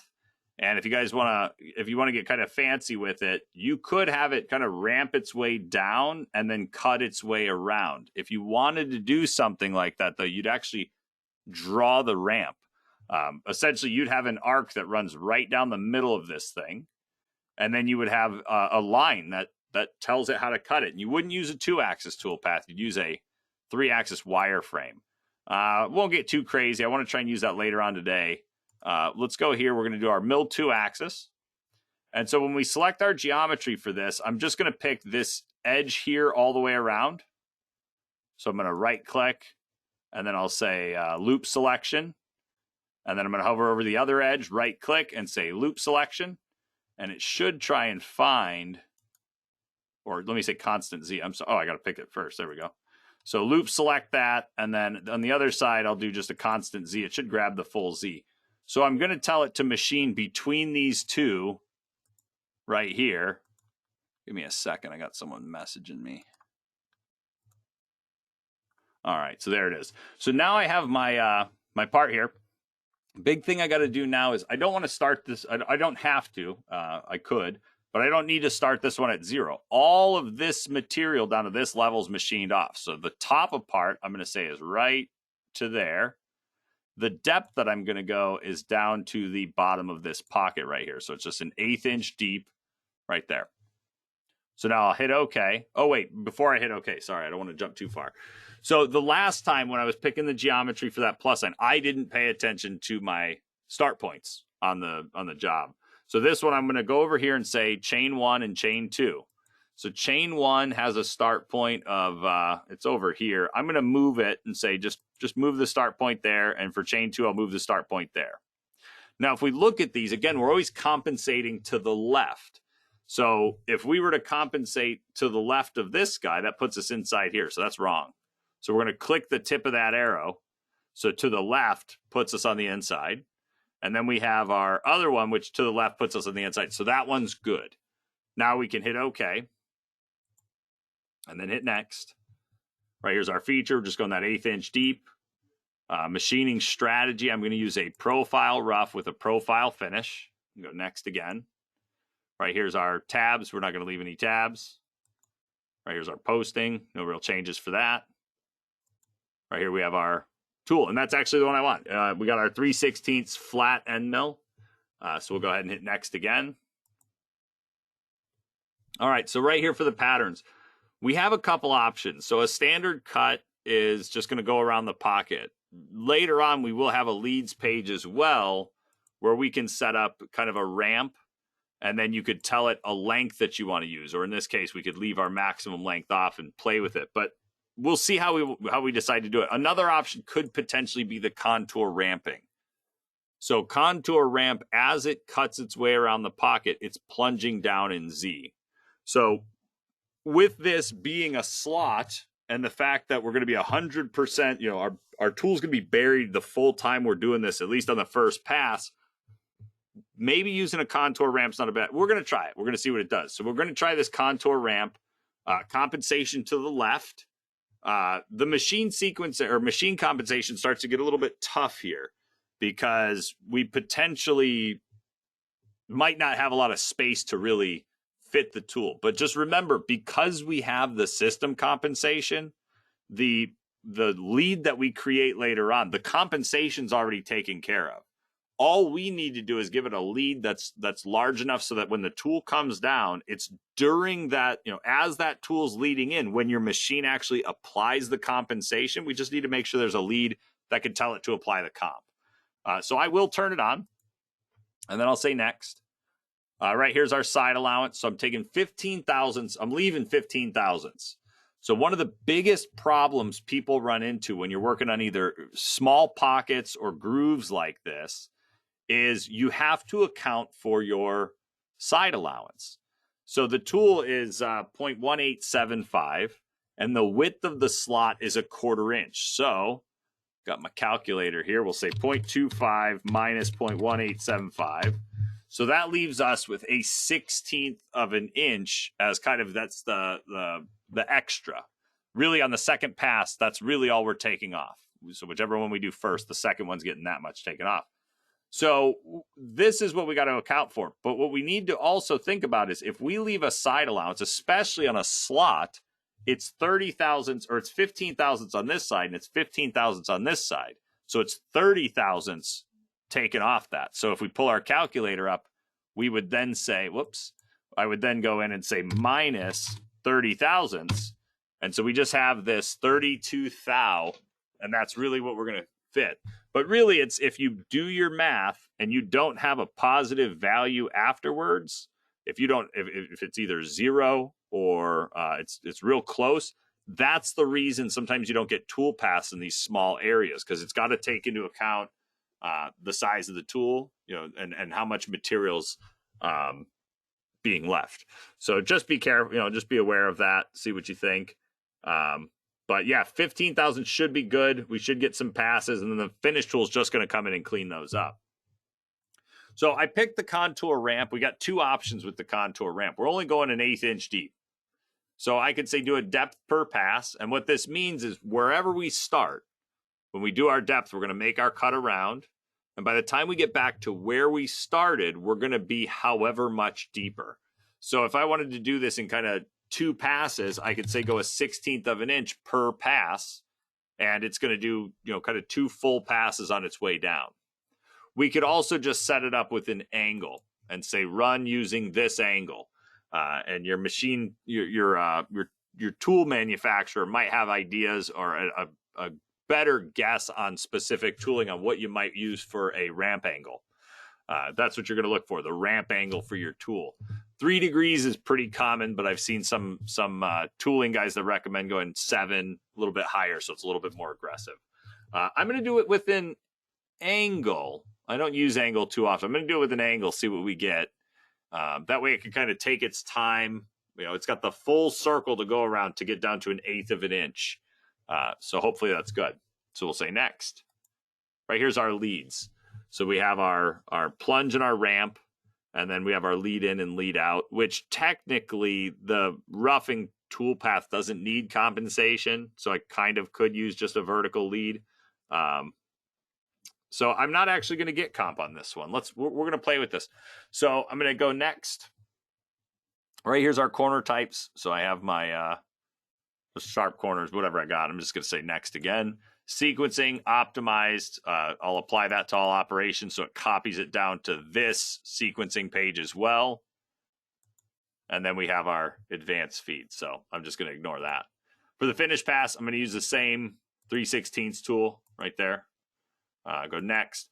Finish pass should be a bit better. We should have some space to do this lead. It's not much, but we just got to be really careful that we don't accidentally plunge into the other wall. That's kind of the big thing here.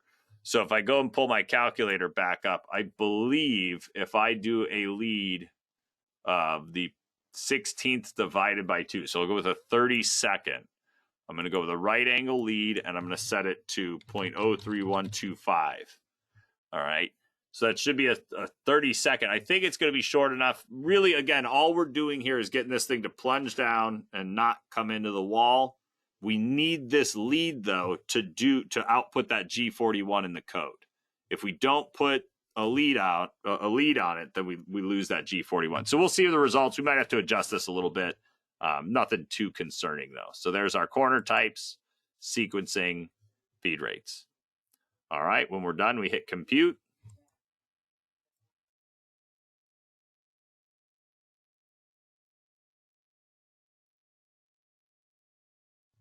And there it is. So let me go ahead and blank all this out real quick. And I just want to look at the finish pass specifically, because it looks to me like it's plunging right in the middle, feeding over, making a cut. So hopefully we're not colliding. And if you're ever concerned with it, all right, what you could do is you could right click on where it says profile finish and backplot. There's our tool. And so I'll turn the speed. Well, I'm just going to step through it really. So let me rotate that. So we see the edge. So we'll see it's going to drop straight down into the slot, feed over to the wall, and then it's going to make its cut all the way around and then do the opposite. That's perfect. So a little bit of basic math, knowing what size slot you have or hole or whatever, and then knowing what size tool you're using, just some basic math on the calculator, and we can figure out some perfect leads for it. Or you can just eyeball it. Technically, I could set up a lead in of 15 thousandths and that would be fine. I could get it to be closer. Really, this is the furthest it's allowed to be before we cut into that wall. So as long as that leads any bit off of that line, we're good. All right. So let's go ahead and rename this. We'll just call it slot. Yeah, that'll work. And I'll shrink it up. All right.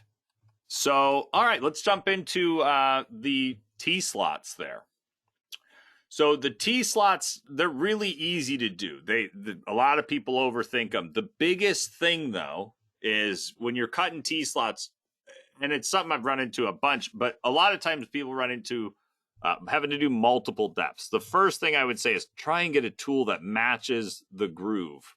You know, these could be O-ring grooves, snap ring grooves, whatever they are. A lot of, like, who is it? There's, it's not Key Cut.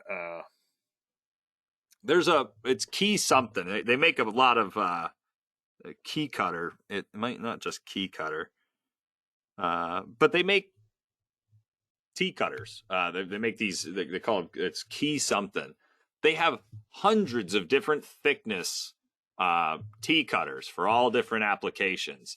So you can give them a call or look at their book and try and find one that's the closest you can get to. I got a customer that custom orders these 46,000 thick T cutters just to do O-ring snap grooves. So he's got these O-rings that he puts, or snap ring grooves on shafts and stuff. So this one's a pretty common size. It's an 1/8 inch. There's nothing too crazy about it. The big thing with your T cutters that people always, the big struggle is figuring out the overhang for everything. So you want to make sure the shaft is small enough, but big enough that you got some rigidity, and that the blade itself, or the saw itself, the T cutter is, large enough to go in and make the cuts. So I'm just going to right click on my milling tools and go to my tool crib. And over on the left here, I'm going to go down to T cutter, and I'll go ahead and add a tool from the library. Now we have a bunch in here. So you'll see the diameter, and then if there's a corner radius, the shaft diameter, and then the flute length. All right, that's the important one. So like right here, I have a 1/2 inch diameter with a 1/8 inch thick T cutter. So if I open this up, if I just double click it, I have, again, diameter of a 1/2 inch. The flute length is the thickness of that, this saw. And then the shaft diameter is 1/4 of an inch. So we take our 1/2 inch diameter, we subtract the shaft diameter. That gives us 1/4 inch of cutting ability. But we have to remember it's a round part. We got to divide that by 2. So as long as my groove, which I'm not 100% sure, I don't think I did an 1/8 inch, but as long as my groove depth-wise, and it might actually just be an 1/8 inch, we'll see. I have an 1/8 inch of depth that I could cut into a wall before I run into the shaft. So I might have to come in and pick maybe a 3/4 inch. Let's do that. We'll go with a 3/4 inch, which gives me a shaft diameter of 3/8. So if we subtract the 2, we got 3/8 left of cutting. We divide that by 2. We got 3/16, 0.1875. I don't think I went that deep with the groove, so I'm going to use that one. I think that'll work just fine. And again, I'm trying to pick a tool that matches the thickness. There is ways to use like a 1/16 inch T cutter and have it do multiple steps, but a lot of that ends up relying on a lot of times it's extra tool paths. You have to put more than one tool path in. Again, there's ways to do it. You just gotta. If anyone's interested, I could go a bit deeper into T cutters at some point. So I'm going to pick this half inch, this 3/4 inch, 1/8 inch T cutter here. Just hit OK. And there it is. So again, that's got the, 3/16. So 3/16 of overhang on there. So I'm pretty sure it should be good. So we'll hit OK. And then we're just going to use a profile. It's really not that bad of a tool path. It's a pretty straightforward one. I'm going to right click on machine setup, go down to mill 2 axis, and I'm going to select my geometry. Now the geometry we want to pick, we always go to the finish size, the finish face, or the finish edge. So I'm going to do each one of these slots individually. We can't do them both at the same time. So I'm just going to pick this inside edge. Now that is kind of the back corner of that groove there, but I'm going to pick that, and you'll see the preview of it, showing it right there. And I'll set my depth. So pick bottom. I'm just going to pick the bottom edge of this top groove here. And then I'll hit OK. Now, one thing I didn't do is I didn't measure the hole that I'm picking, the wall that I'm picking. I didn't measure that, so I don't know what the diameter is. But right here, we'll go to our machining strategy. Just a profile rough and a profile finish. Nothing crazy. We got our tabs, no changes. Posting, no changes. And then right here, we'll go up to the tool crib. Over on the left, excuse me, you have all the supported tools for this feature. So we're going to go to T-Cutter. I'll choose my 3/4 inch T-Cutter. There it is. Right here, we have our pattern. So I'll go left with a comp left. Standard toolpath, nothing crazy here. We have our parameters. I'll leave 15 thousandths for another finish pass to get cleaned up. We're going single step because the thickness of the blade is the thickness of what we want to cut. Right here's our leads. So I'm going to go with a right angle lead. Now, off the top of my head, I think the total diameter of that, I think I did an 1/8 inch deep groove. So it should be 2.25. That's what I'm going to try and set up. So I'm going to say 2.25 minus 0.75. And that's a 1.5, but I'm also going to subtract 30 thousandths for the allowance that's there. So I'll say minus 30 thou. And then whatever's left, I'm going to divide that by 2. All right. So when you think of your allowance, that's the amount of material that you're leaving on the part. I may have had to add it, or we'll find out in a second. So it should be a length of 0.735. And that should drop this. The whole reason I'm doing this is so that the T-Cutter can go right down the middle of the hole, feed over to the wall, and then make its cut. So we'll try that. Right here we have our corner types, ignore it, machine sequencing, optimized, apply to all operations. And we have our advanced feed rates, and then finally the profile finish. So again, I'll go to my tool crib, T-Cutter, pick it, okay it. Next, compensation to the left. Next, now that we don't, since we don't have any compensation on this one, or not compensation, since we don't have any allowance on this one now, when we do our right angle lead, we could do just the same thing. So I'll say 2.25 minus 0.75, and then whatever the result is, divide it by 2. And then next, corner types, no changes there. Machine sequence, I already did the apply to all operations. And advanced feeds. So I'm going to hit compute, and overall it looks pretty decent actually. That actually looks perfect. So let me just measure that corner real quick. I'm just going to go to evaluate, measure 1, and just pick that inside wall. Yeah, 2.25. Cool. So that's it. We have it set there. So that's going to be a T-Cutter that goes in, and I'll backplot that bad boy. So backplot.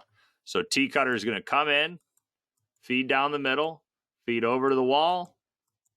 You didn't even spiral around because it's only one pass, like goes straight through, and then it's done. So that's going to be, we'll rename this top T-cut. And then I'm just going to copy it. And I'm going to right click on machine setup 1 and say paste feature. Yeah, I'll use the same top and depth for now. I'm going to rename it first so that we have it labeled properly. Bottom T-cut. And then I can shrink out the top one, kind of close it up, blank that guy out. And then for the bottom T-cut, I'll reselect the geometry. I'm going to pick that inside edge once again. The only difference is I'm going to say pick bottom. I'm going to pick the bottom edge right there. Hit OK. Compute that toolpath and blank it out. All right, so there we go. So a little bit more stuff we're going to do. We're going to watch the simulation here in a second, then probably break for lunch. What I'm going to figure out here during lunch is a good way to go about cleaning up the outside here. Because you got to think, we have a square piece of stock. So technically I can go in and I could cut my way around here. It really depends on how much of this stock we're holding on to. You know, maybe we're only holding on to a 1/4 inch of it, in which case, or a 1/2 inch of it, in which case I could go down, you know, a 1/4 inch deep around the outside, cut that in all the way around, and then I could throw my corner round on there. So that way we don't have to do a third op when we do that. And that's probably how we'll do it. We'll do that after lunch. So let me do a save as here. And this is something I should have been doing this the whole time, saving this. I mean, it would have sucked if we lost all this, but I'm just going to go ahead and put this Toolpath. All right. And then say save. All right, there we go. Give it a second. All right, there we go. Saved. Good, good. So let's check it out inside the simulation. So I'll stay start simulation.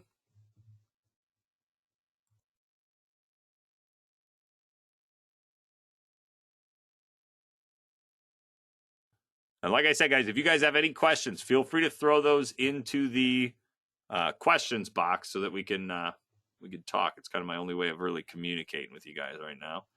All right, so here we go. This is the part. So I mentioned it earlier. When I go through my stock setup, I get to the final work offset. So what I did was I lifted my part up 2 inches here. And that's, again, because I want my part, it's actually floating. It's got a 1/4 inch underneath it because it's 1.75 tall. If I don't put in that number, my part ends up sitting inside the table. And so if you can see the machine, it's something you'll have to change. If you can't see the machine when it's on the machine setting, it's nothing you got to worry about. Most of the time I run it with the workpiece stock option anyway. And so here we go. We're going to start by facing it off. And remember, this is facing and it's creating that 0. Let me restart this and slow it down. There we go. All right, so we're going to face off the top. Remember, when you do something like this, you would be defining the Z point in which you want to face off. So you could take a measurement in your stock and say, okay, I need to take off a 16th. You're going to touch off the rough stock. You're going to jog down a 16th. You're going to reset Z0, and you're going to run your face pass. And that's creating that plane for you. We got our 1-inch drill. Then we got that 5/8 tool going in and doing a spiral to clean up the pocket. May not be doing an actual spiral, actually. It looks like it's linking. Chamfer on the top, and then we start on the outside. And any one of these passes, if it looks too aggressive depth-wise, it could be. And you might not ever run a job this aggressively like I am here.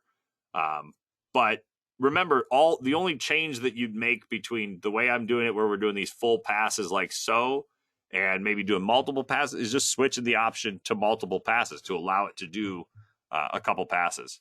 So it's kind of opened up some space now, doing a full path across the whole part. And yeah, I'll speed it up a little bit here. There's that open pocket. Looks good. Now it's got a path around the whole part, so you can get it to really work its way in there. And then it should just do a finish pass on this afterwards. So it's almost done. And then I got to slow it down because the last operations are pretty short ones, so we want to make sure we don't miss them. So I'll slow that down. There we go. Here's our finish pass. And I'm concerned about these corners. I was worried there was going to be too much meat left in there for that tool to clean up, but I don't see anything standing up, so that's good news. There's our little chamfer around the top. Just like that. Then we're going to go switch. Here's the slot. So this is the one where your tool's probably not going to be very happy with you. You can see the ramp in on that. And then it goes around. Kind of cuts where it needs to. Here's the second pass around. Opening up the slot a little bit more to the full 1/4 inch wide. Then we're going to come in with our finish tool. And kind of clean this whole area up right there. Same thing around the outside. So we can clean that slot up. There we go. Now we're going to go with that T-cutter. We're going to cut groove number 1. And then we're going to finish groove number 1. No rubbing of the shank on there. That's good news. Got the next one running. And finish pass. And there it is. That's our part. So if we want to compare that to the part that we've already created, the solid model that we have, under visibility over here, because I left the solid model on in my CAD window, so since the layer is on, I have the ability to load in the workpiece. So when I load in this workpiece, we could see everything we got.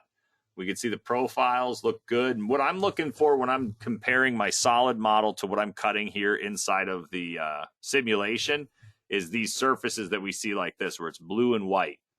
The blue and white shows me that really what's happening is the simulation doesn't know whether to show us the blue, which is the area we cut, or the white because it's the part. There's all the surfaces are sitting in the exact same area. So it's not really sure how to show it. You can actually go in and over here under the analysis tab at the bottom, you can turn on a deviation option. And I think someone asked about this. One of the last times I did this, someone asked me about this. Let me move this up a little bit.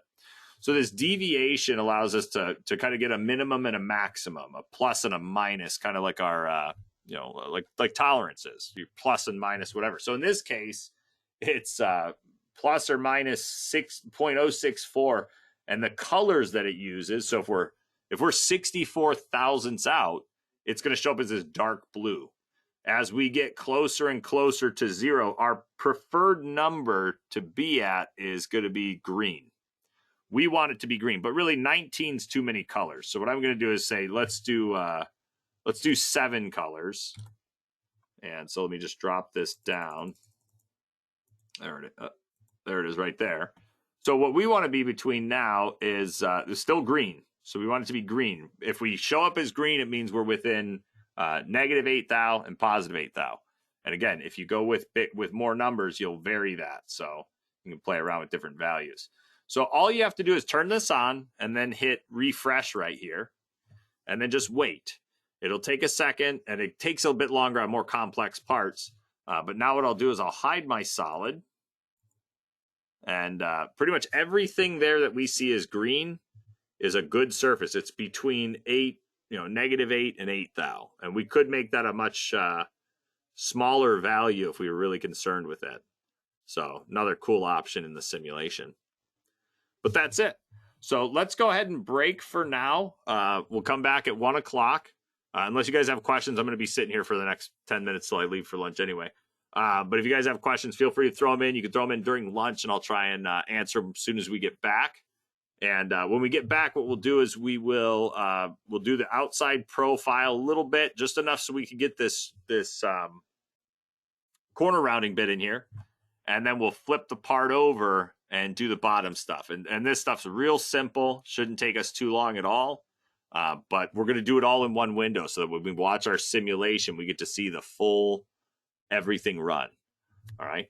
So let's go ahead and break for now. And then, like I said, if you guys have any questions, throw them into the questions box here during lunch, and I'll try and answer before we get started on the next one. So thanks, guys. Talk to you in a bit.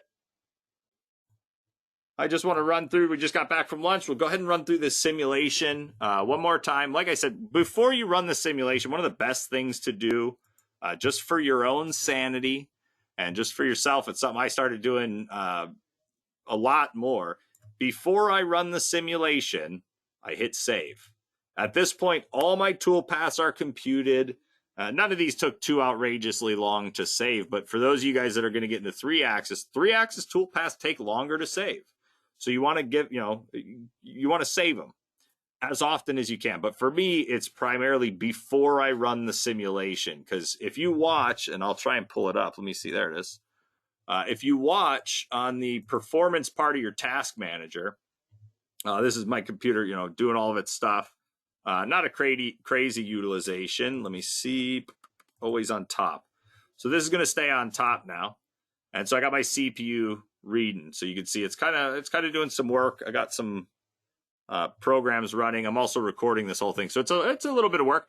But what you'll see is when you start the simulation, you'll get almost a big bump of utilization on your computer sometimes. This one's actually handling it pretty well. You can see some of my cores of my processor are spiking a little bit, working a little harder. But overall, it's handling it pretty well. And depending on your processor, you may not have kind of enough to give. And I've seen a lot of computers that when they go to launch the simulation, everything slows down. You don't want to do too many things at the same time, but everything seems to slow down when the simulation starts to launch. So you can see kind of the spikes that we hit when we started launching it. You see littler ones here, a big one right there. But overall, it's calmed back down. We're back down to a proper, low-level utilization here. So looking pretty good. All right, so just be aware that the simulation's it's just a hit to your computer when it first starts launching. It's a heavy thing for the computer to start up. So move this back over here, close it down. All right, so again, we got it doing a face pass across this whole thing, just facing it off. Then we come in, it's gonna be quick, center drill and drill. We open up the pocket, turn that guy to none. Finish it, chamfer it. We start on the outside doing all the roughing for the kind of plus sign shape we got there. Switch tools, finish with a, I think that was an 1/8 inch, right? Yeah, 1/8 inch, no, 1/4 inch. 1/4 inch. Yeah, because they're 1/8 inch radiuses. There it is. Chamfer on the top there. Looks good. And then going and doing that O-ring groove, that slot that we got in there, whatever we want to call that thing. Coming back, cleaning up. Remember, that one's doing a ramp, so you see that little ramp entry. I only got it at 3 degrees, so we could go even smaller if we went with something like a 1 degree, or we could go more aggressive and get down to the bottom even faster. So let that finish running around there. T-cutters on the inside. We got a rough and a finish, and they're done. All right, so I was thinking about this during lunch, how we could get away with doing this. And for me, I guess it really depends on how we're holding this part. You know, when we go and show our stock, where is it? When we show our stock, you know, here's my stock. If I'm holding on to this ledge right here is 1 inch tall, all right? So I'm going to say that I'm holding on to this bottom 1/2 inch. I've already taken off all this material, so I just want to go from here down about a 1/2 inch, or we'll say like 3/8 of an inch we'll try and do. And I'm going to use my 5/8 tool because that'll hopefully open up a nice channel that we could then come in and do our corner round on, so we don't have to flip-flop back and forth with operations. So I'm just going to go over here, right-click on Machine Setup 1, and I'm going to do a Mill 2 axis. When I go to select my geometry, the easiest geometry to select is this bottom edge. It doesn't matter for 2D kind of where the Z level of your geometry is, because you're going to define the start point, the height that it starts at, your top of feature, and you're also going to define the depth. All right. So I'm just going to hover over this line here, and you'll see it lights up pink. I haven't clicked on it, but if I hover over it and I right click, I get an option called a constant Z or a loop selection. What constant Z is going to do is it's going to grab the chain around the entire same Z level. So it's going to run that chain along the Z level and kind of grab what it can. The loop selection is better for geometry that's not sitting flat in a Z plane like this is. But what you do is you right click on your edge and say loop select. And then what you'll see is a preview of the 2 possible loops that can be created from that one chain that I picked. So we have a loop that goes all the way around the outside, you know, the bottom of it there, or we have another loop right here. And the way that we select which loop we want to keep is if this is the line I right clicked on, I pick any other line or any other pink line that's showing up, this preview line. I pick any other line that goes to the chain that I want to keep. So in my case, I'll just pick this edge right here, and it'll grab the full chain. It now knows which one we want to keep. All right. So big thing with this one is we've already machined the stock down to this level here. So I want to start my top of job from right there, and I'm going to tell it to just go 3/8 of an inch deep. All right. Now I'm also just going to turn on my layer here that has my solid on it. Just because if we kind of look at this, I think using this edge right here, this corner is a perfect spot to set up our start point, because I could do a parallel lead in and a parallel lead out, and that's a pretty thin piece of material that we got left right there. So that's what I'll do. I'll say chain. Oh, look, it already picked it for me. So the only thing I got to do, I'm going to use that corner, and I'm going to go ahead and reverse the direction right there, just like that. All right, so there it is. So now we have our top apart, we have our depth, so I'll hit OK. And on this one, all we're going to do is a profile. So we'll go profiling, which gives me a rough and a finish pass. On this one, yeah, I'll do a finish pass just to bring it to size. Realistically, I could probably get away with just doing a profile rough and then leaving my allowance at 0 if we wanted to do that. But I'm going to do a profile rough, a profile finish, and corner rounding, because the geometry selection between the profile doing the outside and that corner rounding is the same exact piece of geometry. So I'll leave it there. I'll go next. Right here's our tabs, no changes on that. So we'll go next again. Right here's our posting tab. Again, work offset 1, that's always what we're going to leave it at. We have our contour ramping stuff. Right here, I'm going to use that 5/8 tool. Should be plenty big to give us a nice channel through all of this and not constrict our tool at all. This is our rough pass. If you want to use compensation on your rough, you can. I don't think it's going to hurt anything, but you don't really need it until your finish pass. 15th thou, I'll do the 3/8 in, I'll do multiple steps on this one just because I haven't yet. And then I'll go next, just 2 passes. Now for this one, a good lead for this, and I picked it on that corner specifically because a parallel lead, I could get it to start off the part, I can get it to cut its way around, and then when it's done, I can get it to lead a bit past the entrance. So I'll do a parallel lead. I got a 5/8 tool, so I'm going to make it 5/8 of an inch. We'll see the simulation. Sometimes you got to go a little bit bigger depending on the angles you're working at to get the tool far enough away. Excuse me. And then I'll hit next. Right there's my corner types. I'm just going to ignore that. Sequencing, going to tell it optimized and apply that to all the operations that have a same page. Then we have our advanced feeds, which converts our rapids, leads, feed rate percentages, and that corner slowdown. And then our profile finish. Once again, just going to use the same 5/8 flat for this guy. I could use something smaller, but this will work fine. Got my G41 turned on. Parameters, we're going full depth, just taking off that 15 thousandths. Leads, again, going to go parallel and 5/8. If I had thought about it earlier, what I could have done is on this earlier leads page, I could have said apply to all operations, and that'll copy it down to all of these features. So not a bad way of doing it if you're doing the same leads every time. Corner types, you can ignore that. Machine sequence already set up for optimize when I did the apply to all, and then the advanced feeds.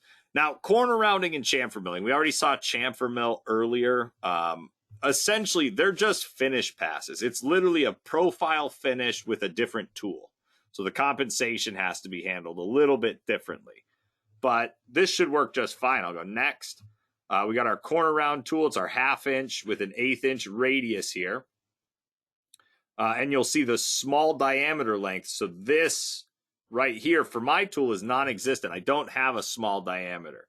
I don't run into too many that have this small diameter, but you could. I mean, it's like a roller bearing guided corner rounding tool, essentially. You could have that. There's a bunch of different designs. The big thing with this is you're going to have, if you have that small diameter, this bottom section right here, that will affect the depth that you have to set everything up at. We're going an 1/8 inch deep. It's an 1/8 inch radius. The tool's made for an 1/8 inch. So an 1/8 inch radius should work for us with no problems. We'll find out when we simulate it. But by going in, if you have a tool that has that small diameter right on the tip there, you may have to mess with your depth a little bit because everything's based off the tip of the tool. And technically, the tip's way down there. But if you know the distance, you should be able to factor it in. Right, here's our patterns. Again, I guess it's more like a profile rough because it has side roughing. So you have your standard cut. You also have side roughing. So you can actually use this if you're doing a larger radius on a corner. You can use this side roughing to start outside that radius and then step your way in to your final fillet size. Again, you can use a compensation as well. So I'm going to go next. Parameters, you just got your side allowance, your single step, multiple steps. If you want to step your way in, you could. Total depth, 1/8 inch. That's exactly what I set it up for. Next, I got my leads, parallel. That should be fine. It's a little longer than I need, but should be good. Corner types, no changes. Sequencing, it's already set to optimized. And advanced feeds. So when we're all done with this, we should be able to just hit compute. And then I'm going to blank it all out like so and rename it real quick. So we'll do rename, let's say outside profile for, I'm going to put CR for corner round. All right, so there's our outside profile. And we could look, if we look at our stock here. All right, I'll unblank the stock for a second. We can actually see it. We're outside the stock by a good bit there. Shouldn't have anything to plunge into. That's good news. Then right here, we have our profile finish. And then right here, we have our corner round, which is right up there on that top edge. So I'll just blank that stock back out. And that's it. That's the top side of the part. So we're going to run the simulation. We'll check it out one last time. And then we'll move on to the Op2 on the bottom side. So I'll say save. Again, always save before simulating. No reason not to.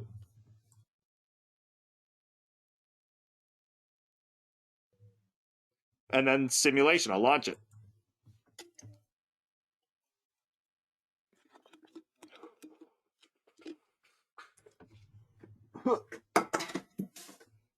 Made it.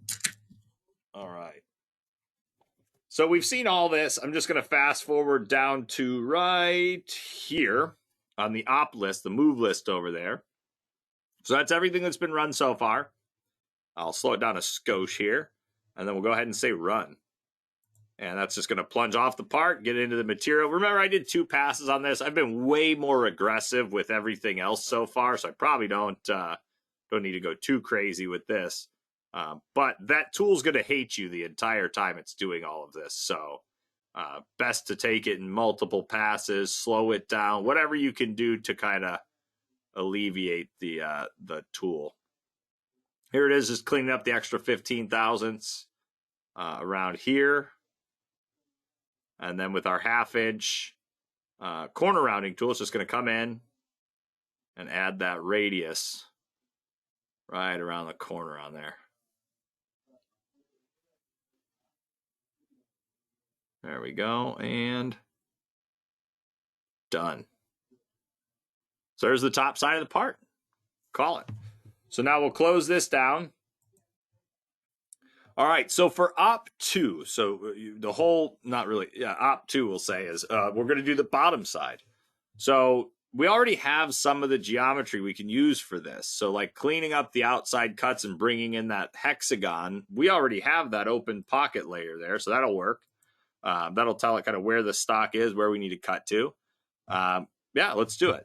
So I'm just going to start by right-clicking on, there's 2 places to do this. You could do this by right-clicking on Machine Setup 1, and then you go down to Additional Functions, and then, and then Insert Setup, or you could just right-click on Milling Job here, and it's right down here, Add Setup.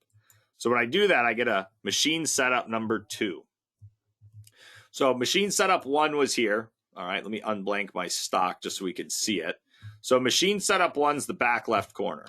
So the first thing I need to kind of plan out in my head is when I'm standing at the machine, how am I going to flip this part over? Am I going to go end over end like so, or end over end like so?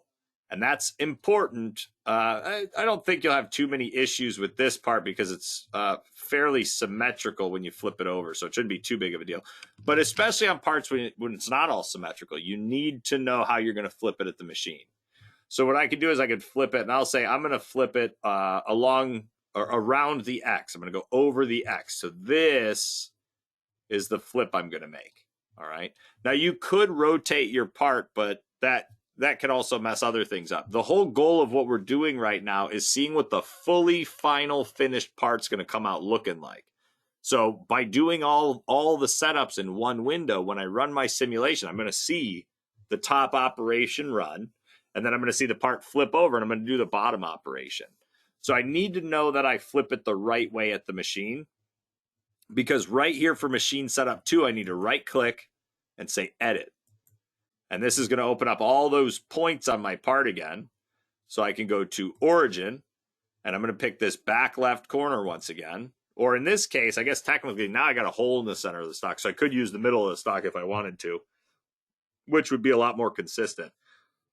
The problem is when we do it this way without rotating our part, the origin is stuck in the way that the origin's originally made. So it's matching the world coordinate system, the total UCS.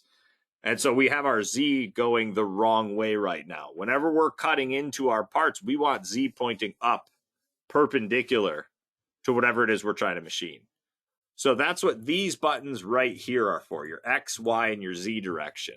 Now, normally these buttons, this setup orientation would be used to kind of morph it to match a part that may not be square or whatever. In our case, though, we don't have to pick new directions. All the directions are there. Like X is in the correct spot. Y and Z are in the correct spot. They're just flipped the wrong way. So we need to just flip them. And that's what these little buttons here are going to be used for. And the main thing I tell people when they're doing this is don't pay attention to the Z. Just pay attention to X and Y. And by just flipping those two, Z will end up falling into the correct place. We follow the right-hand rule. So there's no way to get a left-hand rule to pop out. If you don't know what the right-hand rule is, it's essentially that X, Y, and Z, if you take your thumb and your pointer finger and you make an L on your right hand, and then you take your middle finger and you point it directly at yourself, so it's standing perpendicular to your palm, that's your right-hand rule. You can Google it. There's pictures. It'll talk all about it. We have no way of doing, if you do the same thing with your left hand, we have no way of setting up a left-hand rule. So everything we do is a right-hand rule. So everything eventually kind of falls into place as you do this. If it confuses you when you're setting this up, these 3 buttons will eventually get you to the right spot. But like I said, the main focus when you're doing them, don't flip Z. You rarely have to flip Z. It's usually just flipping X and Y, and then Z kind of falls into place. So if I flip my X, you'll see it messes with my Y. So now my Y is in the right spot, but my X is in the wrong spot. So I could undo that, go back to how I was, and then I'll just flip my Y. And so now the X is in the right spot, the Y flipped to the correct spot, and when it flipped to the right spot, the Z came with it. So now I got that Z perpendicular to my part, and I should plan on seeing my tool plunge in with a negative Z value to go in and start cutting that part. All right. The only other change I'm going to make is right here for my Z. I'll set that at 2 inches. And hit OK.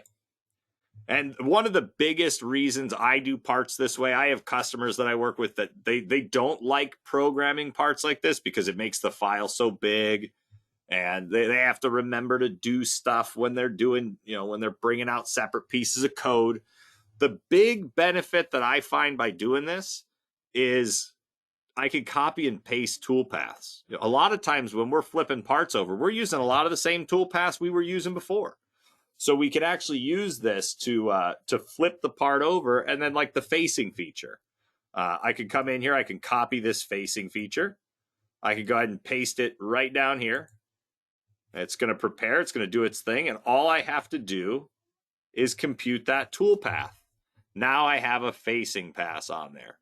So again, with the face the way that I set it up, my face is creating my 0 plane. All right. So if my parts, in this case, it's 1.75. All right. So on the first top side, I go in and I face off, say my stock that I start with is 2 inches. So I go in, I touch off my raw stock. I move over next to the part. I zero my Z on that rough stock. I move off the part. I'm going to jog down, say 100 thousandths.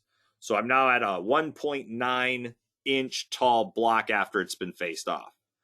Well, when I flip the part over, I flip it over and then I do my next face. Again, I'd touch off that raw stock.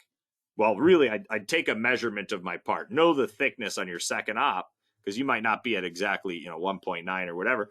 But now I could go in, I take a measurement of my part. I know that the part has to end up at 1.75. So I take my measured thickness and I subtract 1.75, touch off the top of the part, and then jog Z down. In our case, it should be about 150 thousandths if everything was perfect, but you would just go down to get you down to 1.75. And then again, when you run that face, when you deck it off, you're creating your 0 plane. You might have a completely different way to do your facing, and I sincerely apologize if this is confusing you, because I have had guys that get confused when I start trying to talk about this. So if you're confused, let me know. We'll talk about it we could talk about it some other time. But essentially that's what I'm doing here. I got my face. And that face is creating 0. So I now got the top of op2 done. So let me blank that out. And there it is. Let me blank out the toolpath now. Right there. Shrink it up. So really on this side, we don't got much to do. We got to do a pocket, and we got to do some profile stuff on the outside, and some tapped holes. I'm going to do some 1/4-20s in there. So simple enough. I think I'll start with, let's think. The vise is holding on to here.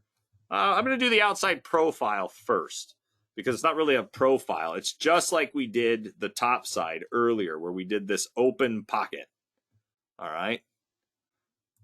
Great, Paul. I'm glad you like it. Like I said, the facing thing can be a really confusing thing. And I've had a lot of guys that just are like, you know what? I'm never going to use BobCAD to face. I'll just do it all manually, and then I'll put my squared up stock in there. So yeah, play around with it. It works out pretty good. It is limited to how well you can measure the thickness of your part, though. So if you got some Harbor Freight calipers, they may not do well, but you'll be close enough. Tolerances, right? All right, so I'm going to use the same method we did on the top side here. The only difference is the geometry selection is going to be a skosh different. So I'm going to right-click on the stock open pocket here, say copy. And then I'm going to right-click on Machine Setup 2 down here and paste my feature. It says, do you want to use the same top and depth? Yeah, I'll say sure. And then geometry, and I do have a chamfer mill on here, which you'll notice we don't have a chamfer on the part. It's up to you if you want to break corners. You could cut the corner on that. You could do the chamfer. Otherwise, the way to get rid of a toolpath is just open the feature up. So edit the feature, go to the machining strategy tab, and then remove it. All right.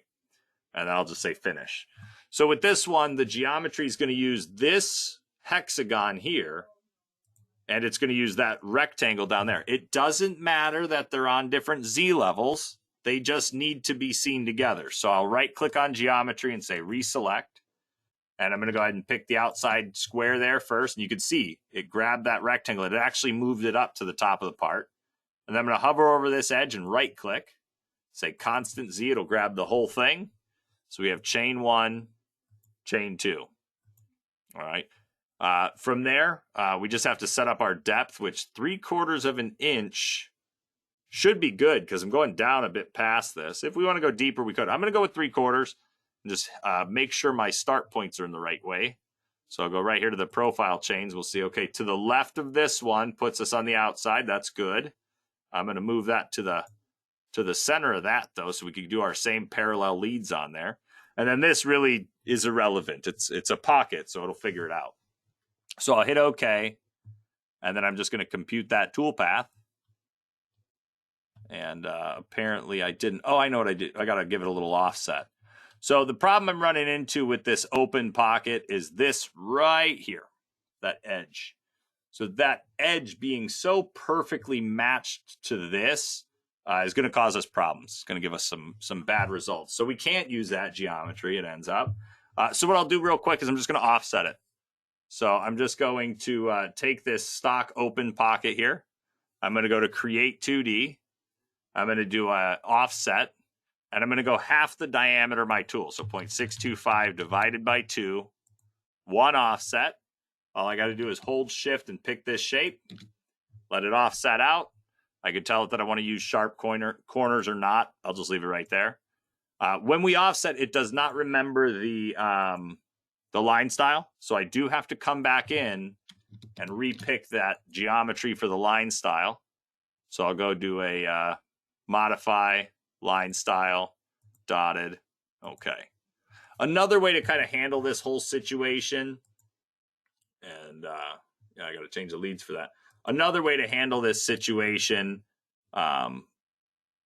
would be to break these kind of individually. Do this, because really the stock ends right here and right here. It's pretty close. So kind of just doing this triangle, right here, cutting that away, and then doing that section there. That would get you some results that are better than what we got a second ago. But now if I go in, I will remove my old geometry. I'll reselect. So I'll pick the top edge here. And then I'm just going to hold shift and pick this outer rectangle now. So basically I'm giving it room around the part to do that open pocket. Again, I'll check my start point here, put it right there, flip the direction of it so it's going the correct way, hit OK, and then I'll just compute that again and see if it comes out right. That looks much better. Much better. All right, perfect. So let me get out of here so you guys can see it right there. So there's the toolpath. It's going around, just removing all that excess stock we have on the outside. And then real quick, I'll fix my leads in here. So I'll just say edit. I'm going to go down to my leads for my finish. Parallel. I got a 5/8, so I'll go 5/8 just for fun. And there it is right there. So that works out pretty decent. All right. So there it is. That's what we got. Cut on the outside, cleaning all that stuff up. Now, you have, what was I going to say? So that's going to cut. No, it looks good. Now, there's other ways of doing this that could be a little bit better. We could even convert this to like a high-speed machining strategy if we wanted to. Oh, spring passes. I want to just talk about spring passes real fast. I get questions about this all the time. How do you add spring passes in BobCAD?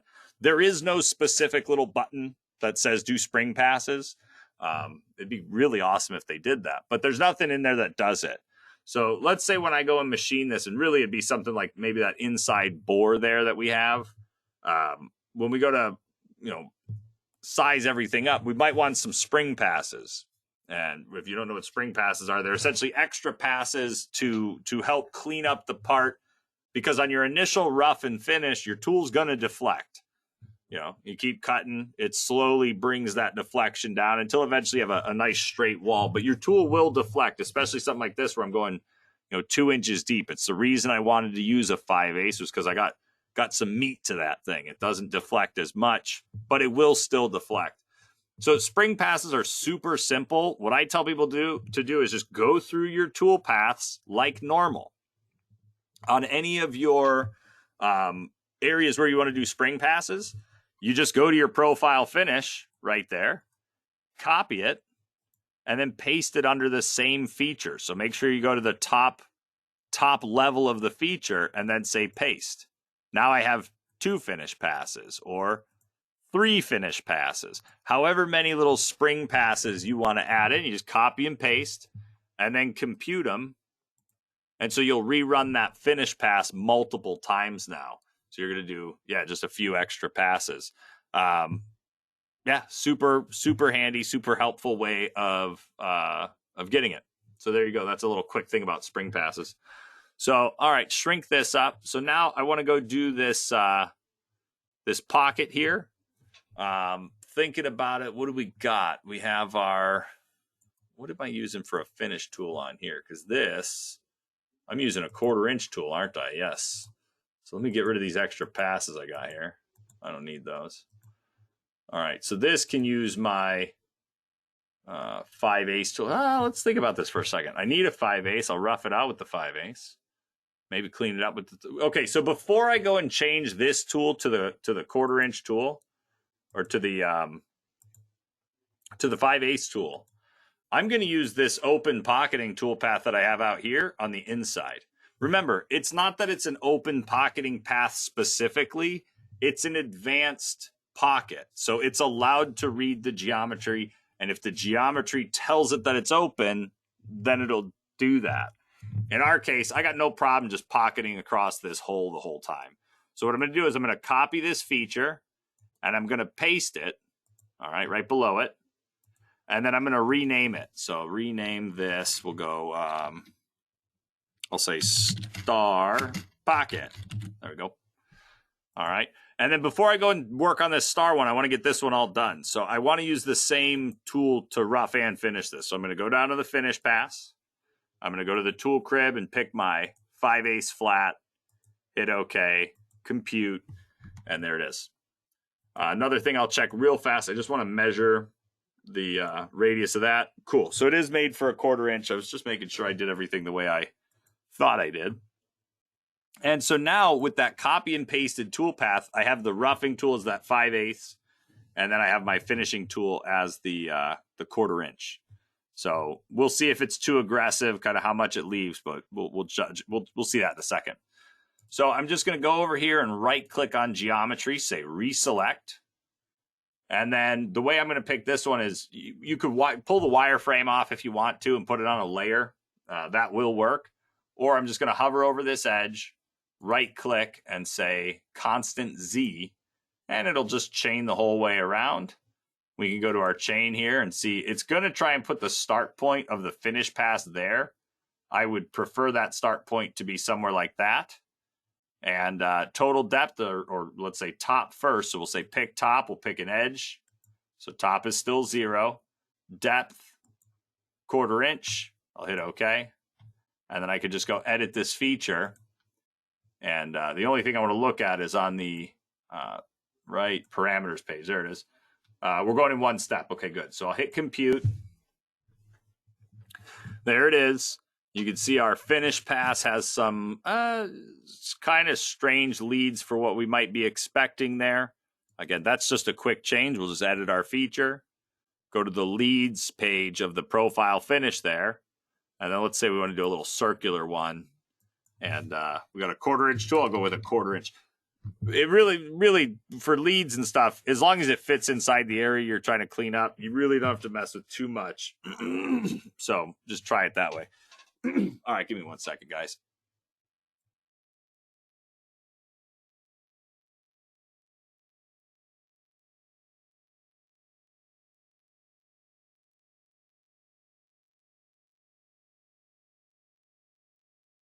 All right, there we go.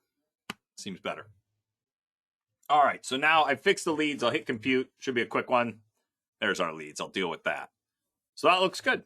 Pretty straightforward. We may end up being able to use possibly, it depends. We'll watch the simulation, but if there's too much meat left in there that we can't clean up, we might have to change the tool, or we may end up adding a second pocket and maybe doing a little open pocketing. We already did that.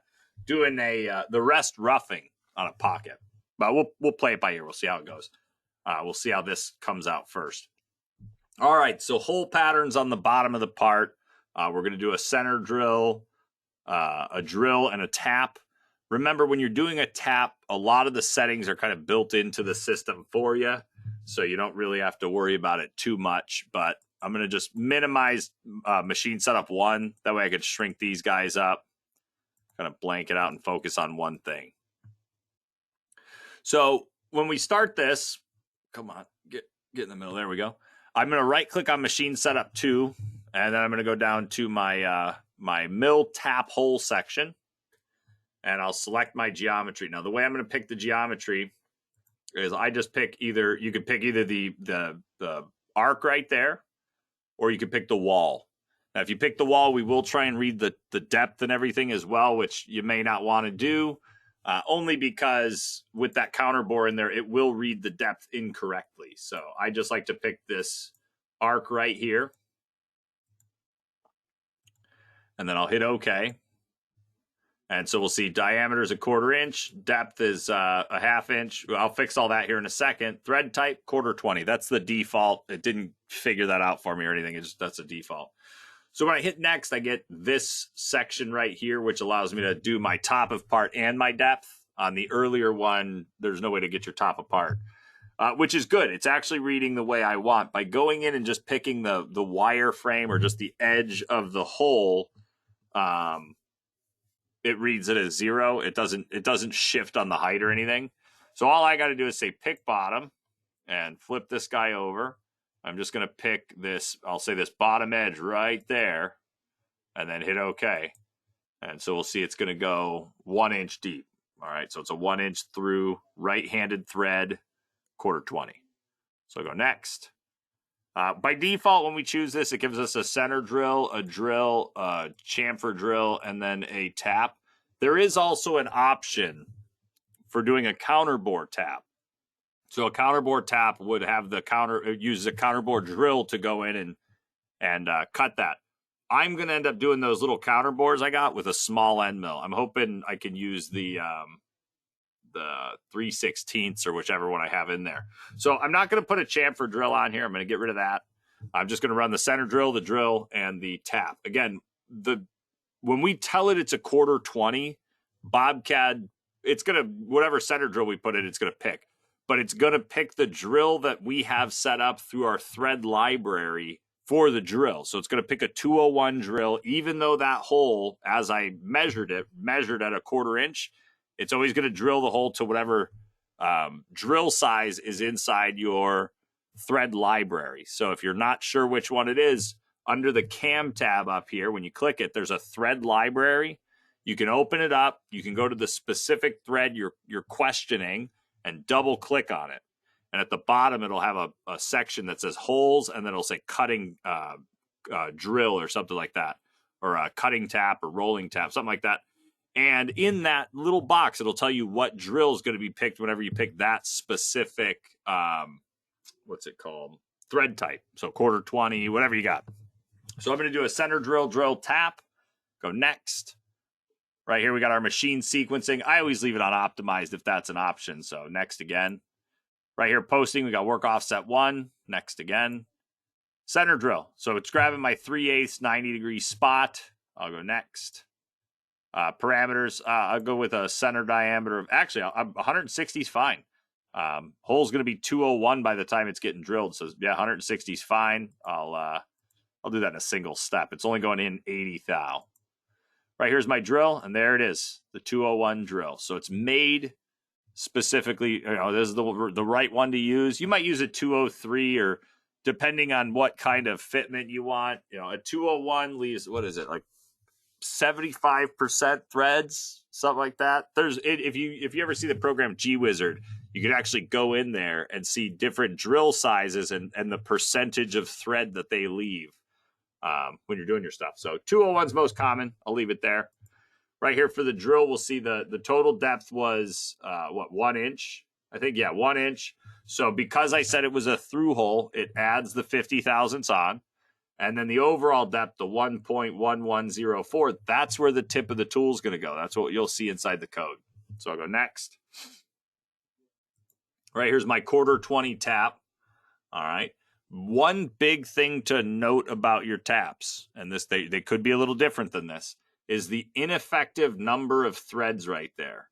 What this is saying is we have 4 ineffective threads at the bottom. So 4 threads that don't cut the threads properly. They're the tip of it, whatever it is. They're not full threads.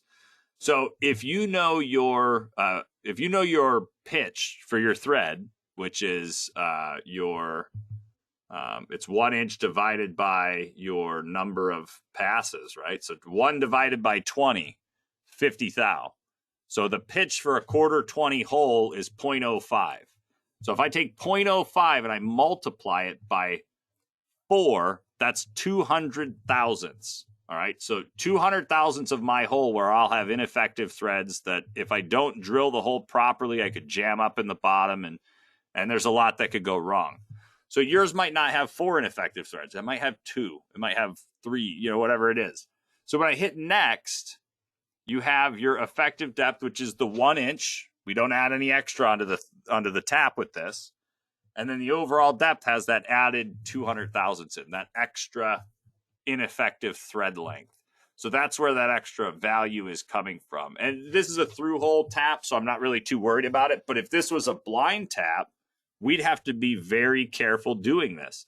We'd have to come in and either adjust the depth that our drill goes, or we'd have to adjust the depth of the tap. So whichever you'd have to work one of them out. One would have to be probably a little bit shorter. And that's really only something you're going to run into with blind taps, but just be aware that that's the kind of stuff that can happen. So when I'm all done with the tap, I can hit compute. And it's a quick one, just going to run through there, just like that. So there's our threaded holes, all 8 of them. I will blank that out. I forgot to do that chamfer in the middle. We got to throw that on there real quick. So before I go and do the chamfer, I'm going to knock out these little counter bores here. So before I do that, I'm going to go to evaluate. I'm going to say measure 1, and I'm just going to pick this radius or pick that part right there, and I'll see that the diameter is 0.375.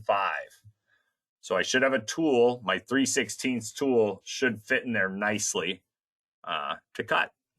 So the way I do this one is there's a bunch of ways you can do it. I like to do it with a profile rough. All right, so I'm going to right click on machine setup 2. I'm going to do a mill 2 axis, and I'm going to select my geometry. Now I want to make it kind of funky. So what I'm going to do is I'm only going to program one of these. So I'll just pick this guy right here. Top of features at 0. Total depth, we'll go in and pick the bottom of that pocket right there. And I'll go ahead and hit OK.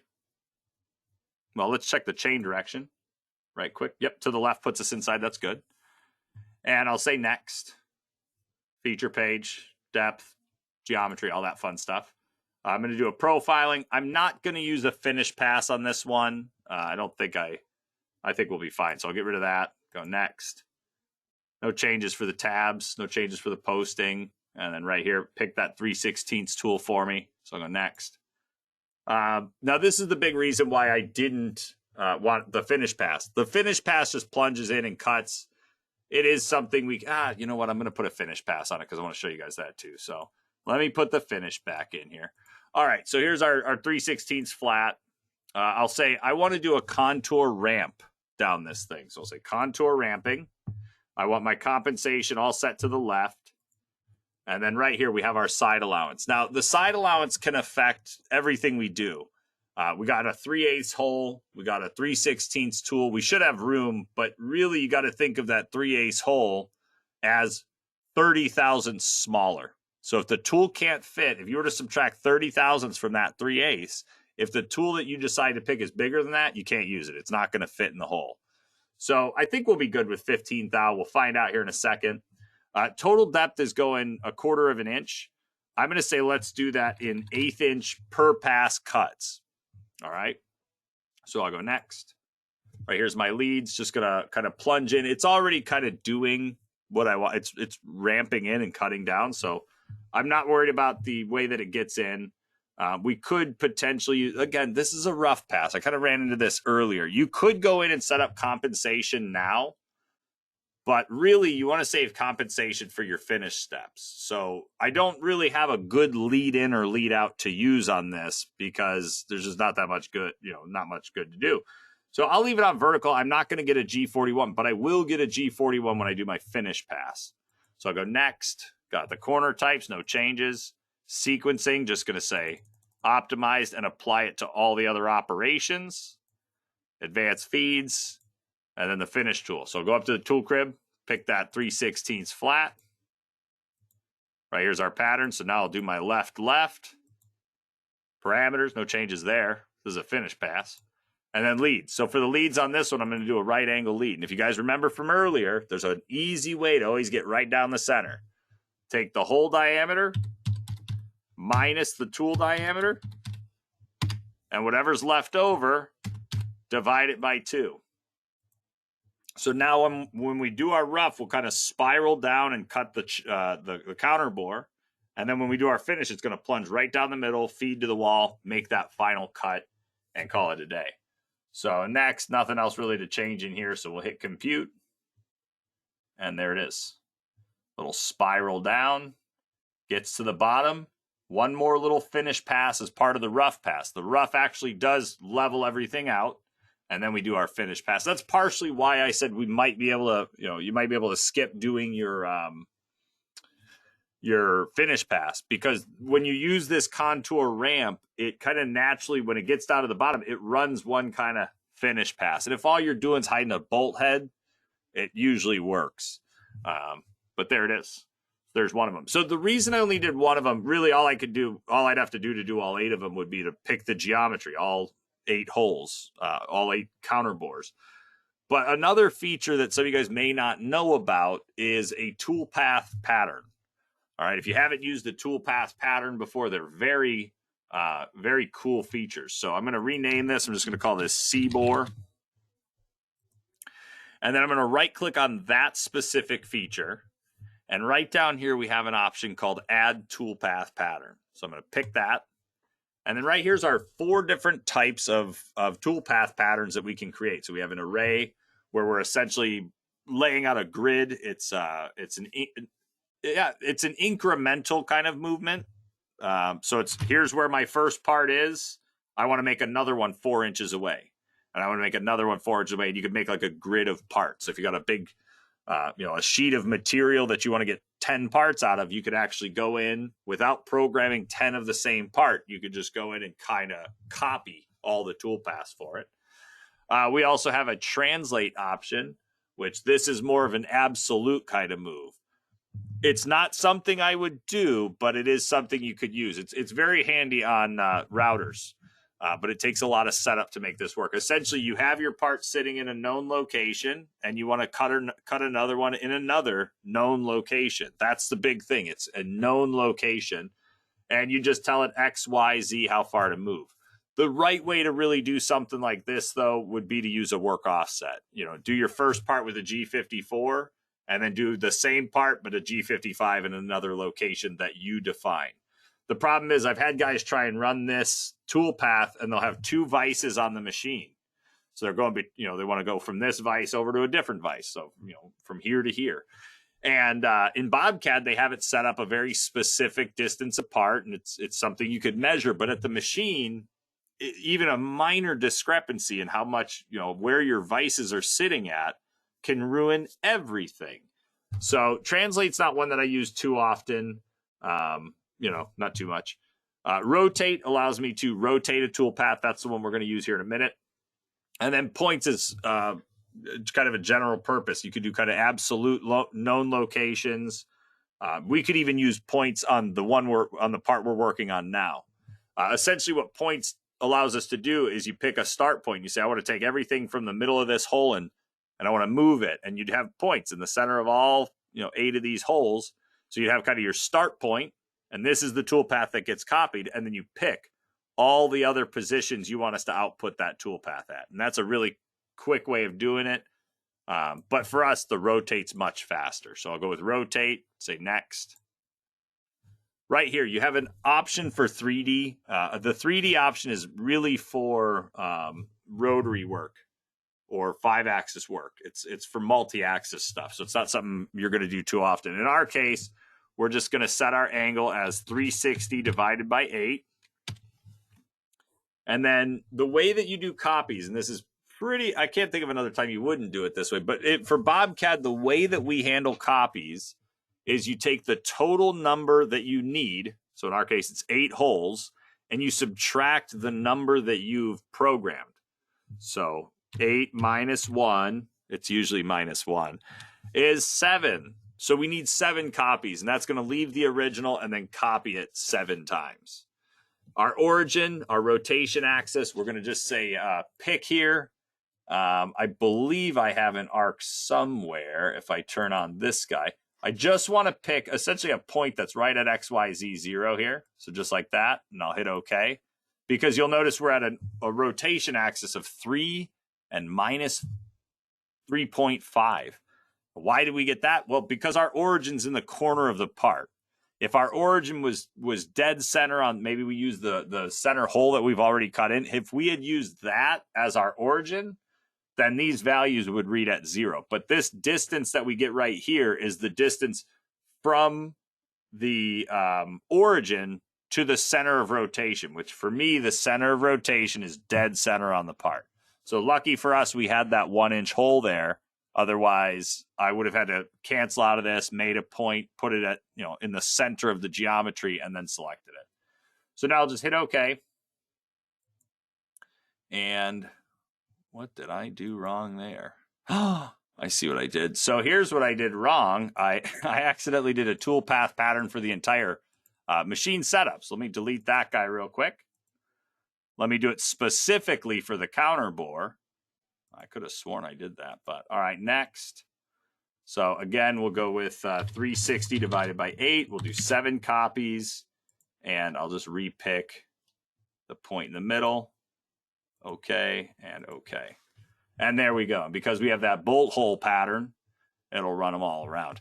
I don't think that's any faster than just picking the geometry, and picking the geometry is definitely going to be more consistent. But it is a nice feature. If you got a part that you want to do a bunch of copies of different cuts onto, that's a really good feature to do it. All right. Last thing to do is the chamfer, I believe. I think that's the last part of this. So the way that I'm going to do this chamfer is I'm going to open up my machine setup 1. I'm going to find a feature that has the chamfer on it, and I'm going to copy the whole feature.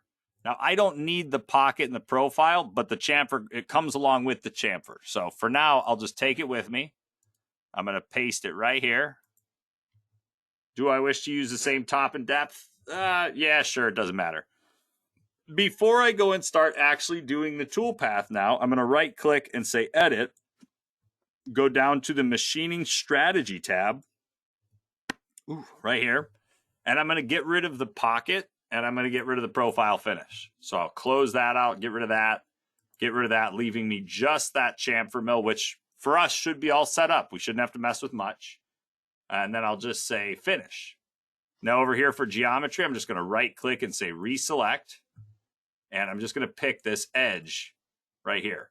Now the problem we're going to run into, and I'll do it so you guys can see it, is if I hit OK on here and I go and compute this toolpath, we end up with this chamfer that's way up here. And the reason we get it way up there is because, well, it's thinking that the top of the part's still up here. So it's going down whatever the 40 thousandths or something, and it's putting it down. So for me, what I got to do is edit this feature, and I'm going to tell it to pick the top, and I'll just pick the top right on that edge there, or you could pick that edge over there. And then really, I don't need it to go that deep. I'll just say, let's go, 0.125. It doesn't even use this depth, just so we're all clear. When I hit OK on this, and I go down to the parameters page of that chamfer, that's where the depth is set at. So really, when you're doing especially a chamfer and a corner round, whenever you're using one of those two tool paths, the depth that's set here is based on the top of the part that you pick. So in this case, since I have that pocket in the part, I need to make sure to tell it that the top is down lower. So just going to compute it. There it is. That looks better inside the piece of geometry. All right, there we go. Is that everything? I believe so. I think that's everything. So let me turn off all this extra geometry. What layer is that on? Oh, I must have had it on that layer. All right, let me move this to my other layer. So put that on stock open pocket real quick and cancel out. So there it is. That's the entire job so far. We're going to simulate it still, make sure it all looks good. But remember, save your part.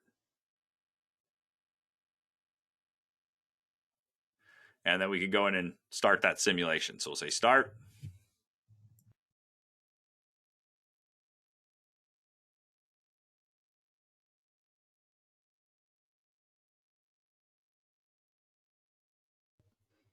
And when the simulation loads, I did my facing. All right, so I'm going to let it run the whole way. You will see the part eventually kind of flip over and start running upside down. Why won't you move? Give me a second. So I don't know what's going on. I got my simulation. It's like stuck right here. It'll let me go up. Oh, I got to do the other one. Found it. Okay. So here it is.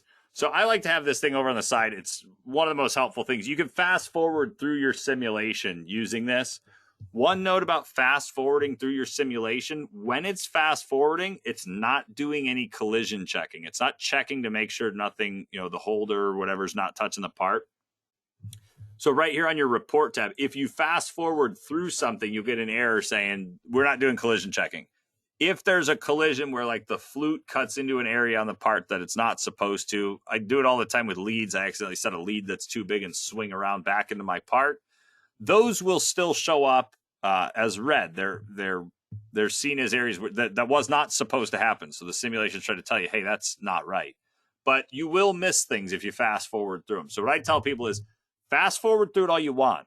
But before you post that code for the final time, before you bring it out to the machine, run the entire simulation. Just let the whole thing run, so that when you're done, if it's a long run in one, run it. Go get a cup of coffee or whatever you got to do. Come back when it's all done. You can rotate around the part and see what results you got. And that's a big one. So right here, we're just going to hit play, and I'm not going to run it too fast because everything seems to run. I don't know what I did to this. It runs faster now than it ever did. So let that run. There's our face pass for the top.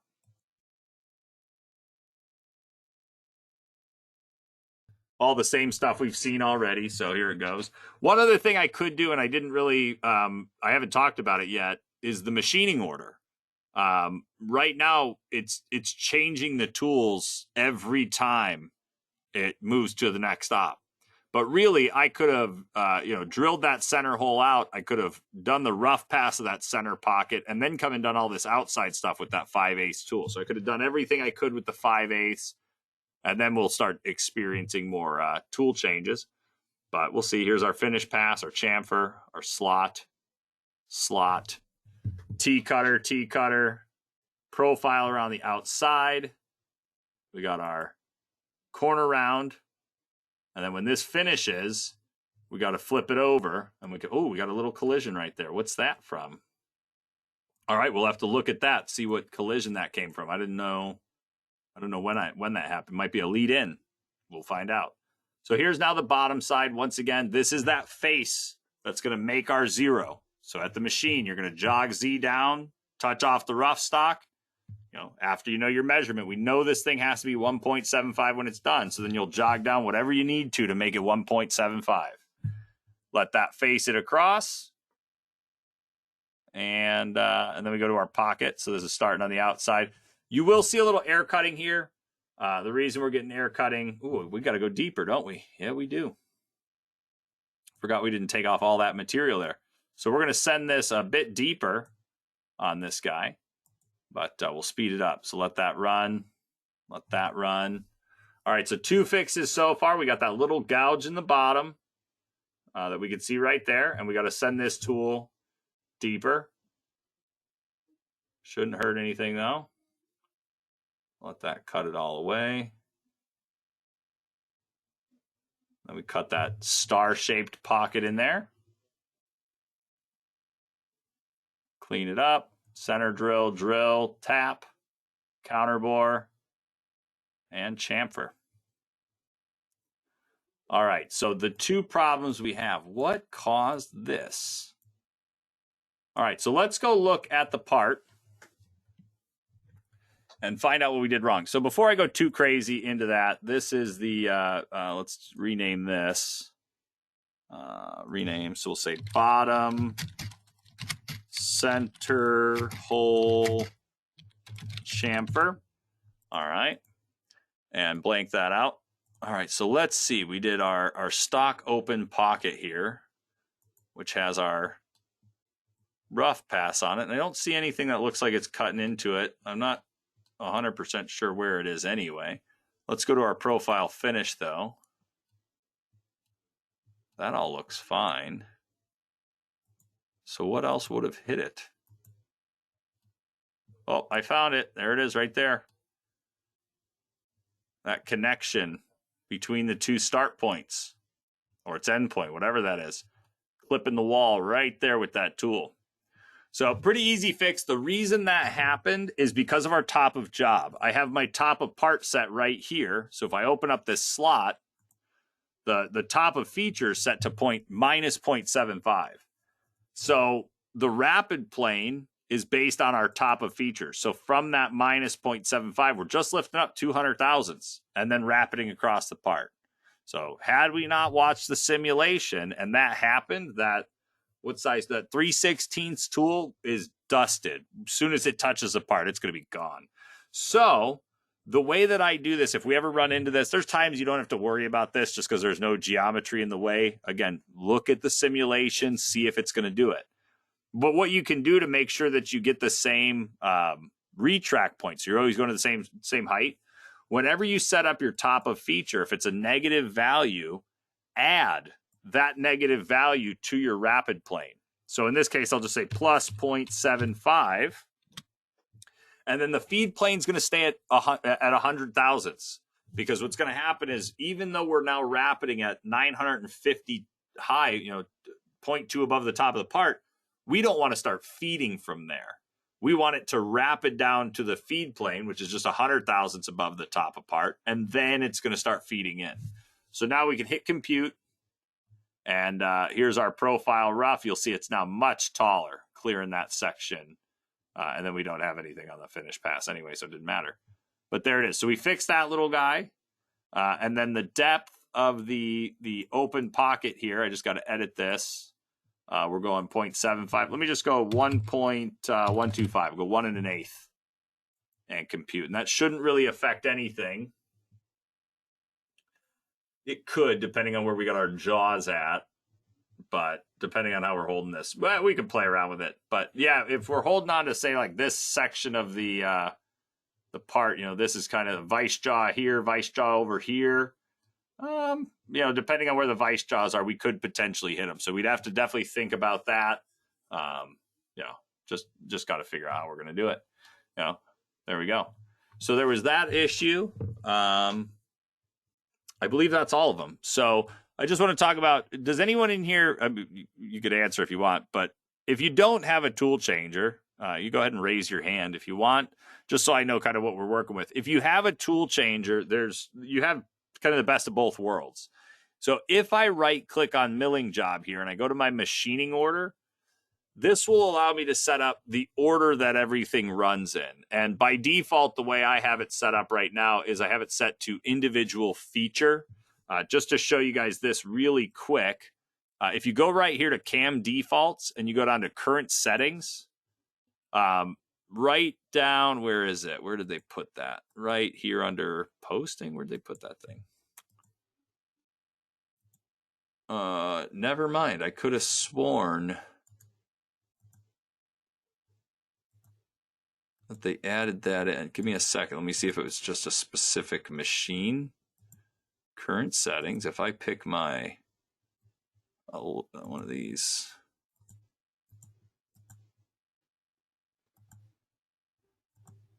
Hold on one second, guys. There is a section. Oh, wait, hold on. It's in the settings. So system settings, you have general settings, customized ribbon, customized shortcut. So if I go to document default, I got my units, got my display, got my CAD, the settings for CAD, dimensions, and then down here we have CAM. This is what I was looking for. Sorry, guys. So it's inside the settings, which is this little, it's a little window with a gear on it, right just to the left of your undo button. Right here is your default machining order for every kind of job you have in BobCAD. So you have a milling job, turning job, wire EDM, mill turn jobs, and then we also have one for probing. So right now, my milling jobs all define as individual feature, meaning whatever order I put this in the CAM tree, that's the order that's going to run, all right? But you could change that on the fly. Again, that's my default. So if I right-click here and I go to my machining order, I could see what it looks like if I said do everything with an individual tool. Now, there's individual tool, and there's individual tool per machine setup. Individual tool by itself allows us, it's kind of, it's good for using, if you're doing 2 vices. I don't know why I keep saying so much. It's good for when you're using 2 vices, because you could say, I want to go rough everything out with my 5/8 tool on my left vise, my G54 vise, and on my G55 vise, I want to use that same tool and let it cut whatever it can on the other side. So you could get it to work on 2 parts at the same time without doing tool changes between it. So individual tool is going to do it that way. But for us, we don't have a 2 vices next to each other. We're going to do one part in one vise, and then we're going to flip the part over and do the other side. So we definitely do not want machine setup 2 operations to start happening when we're still cutting the top side. And that's what the individual tool per machine setup is going to do. So if I say individual tool and I hit OK, you'll see we got machine setup 1, machine setup 2, machine setup 1. That's going to cause major issues. So we can go over here and say individual tool per machine setup. And then this is pretty much, it's going to be very close to what, it's grouping the tool together. So we're going to do everything we can with our 5/8 tool. That's tool number 1. Then we're going to do our center drill, our drill. We're going to size it up with whatever size tool we use. I thought that was the 5/8. Have to look. Oh, no, that's our finish tool. No, that's our chamfer mill. Sorry, looking at it all wrong. Then you'll see we go back to our profile finish. Then we do our chamfer mill. Then we do our slot and T-cutters and all that stuff. And then we get down here and we get into machine setup 2. So it really just depends on how you guys want to run it. If you watch it in the simulation and you see something you don't like, it's in the wrong order, the machining order can reorganize that. And you can actually reorganize things manually and say, you know what, this where is it, this chamfer mill that I got here? I don't want that to run then. I want it to move down. I want to do all my chamfers at the end, whatever you want to do. Like I said, I like to leave it on individual feature here because it's going to change the tool. It's going to run it in the order I expect to see it in. Again, if you guys don't have a tool changer, you're going to want to probably play around with these settings a little bit. And yeah, when I'm done, I can hit OK. And let's go ahead and run the simulation one final time, and we should have a nicely cleaned part. So I'm saving it real fast, just like always. Before you start the simulation, give it a save, and then start.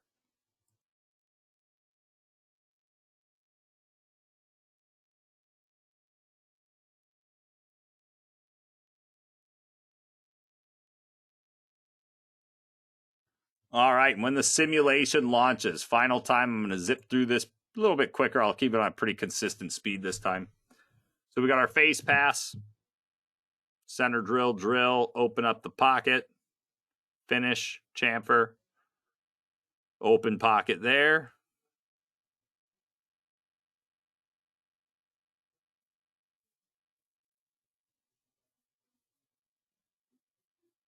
Just cleaning it up. We have options with that toolpath too. We could totally just convert that to a high-speed machining strategy, and then we wouldn't have as many lifting moves. I mean, you're still going to have a lot of rapid retract moves. That's just how it goes. But you could potentially get rid of a bunch of them. Get rid of a bunch of those lift moves. There's that guy. There's our slot. It made it clear past that corner. I saw it lift up. Then it just runs its way around, puts our fillet in. Ooh, got to flip the part over. Almost forgot. There's our face pass again. And then now it's taken off the full amount. So when it's done with this, it should be clean. And again, every one of the tool paths that you're seeing where I'm doing a full depth, if you're not comfortable with that, all it is going into that feature and putting in a depth of cut. Just add whatever you're comfortable with on your depth of cut. There we go. So there is our part. So again, we could go in, we could turn on our visibility and turn on our workpiece, and we can see all of it. So let me do my deviation again like I did earlier. Let's move this guy back up. Oh, I wanted to show you guys this because I do this all the time. If you ever mess up a window and you accidentally lose something over here, because I do it all the time where I'll accidentally close down, you can get them back by going up to the View tab and just turning them back on. But if you really mess up your screen, which I've done many a times before, moving boxes, you move a box, it doesn't remount again. There's this reset button right here. You just say on the View tab, reset, and it'll reset this whole kind of user interface for you in case you ever run into it. So again, I'm going to go down here to analysis. I'll do my deviation right there. And so for this one, I'm going to say I want to go between minus, let's say 20 thou and plus 20 thou, just like so. And so if we look at this, let me move this screen up again this way. So if we look, we got 7 numbers. Let's do this a little bit more. Let's go 11 numbers. All right. So if this thing, when we refresh this, if the part turns green, we'll see right there, we're in a pretty good spot. All right. And that's the color we're shooting for. You know, I'm okay with blue, you know, this cyan, maybe a little yellow, but that's starting to get us a little bit out of bounds depending on what our tolerances are. So I'll go ahead and say refresh.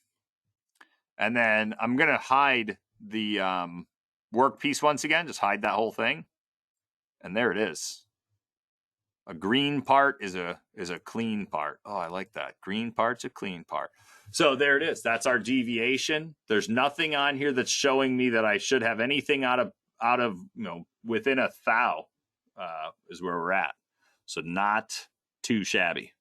Well, I guess within 2 thou, but from minus 001 to plus 001. And you can always adjust this even more. You can make this value even higher. So we could see right now, like right here, if I refresh this and the whole thing comes out green, oh, there we go. So now you're seeing more of a deviation on it. And so you can see like anything that's showing up as the yellow color is within 0.3. It's pretty good. It's overall very good. Nice clean cut on there. So I'll take it. I will take it. Inside this hole, I don't know which color blue that is, but there we go. All right, so I'll close it down. So I'm just going to run through kind of the finishing steps of, all right, we've just finished our part. Now it's time to bring it out to the machine. What steps do we take at the end of this whole thing? When I'm done with this, I'll open up some time for you guys to ask some questions. So if you have some questions, start thinking about them now.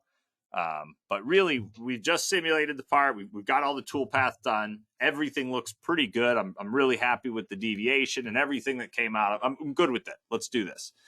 First thing to double check would be feeds and speeds. All right. Remember, I didn't really go through any feeds and speeds during this, but you'd want to go in and make sure you got all your feeds and speeds. It's one of the things that I've met many people that they kind of go through parts the same way I just was going through it.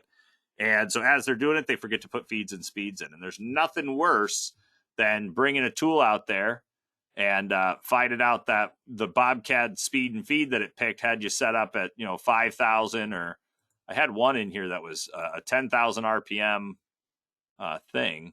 Is it the corner round?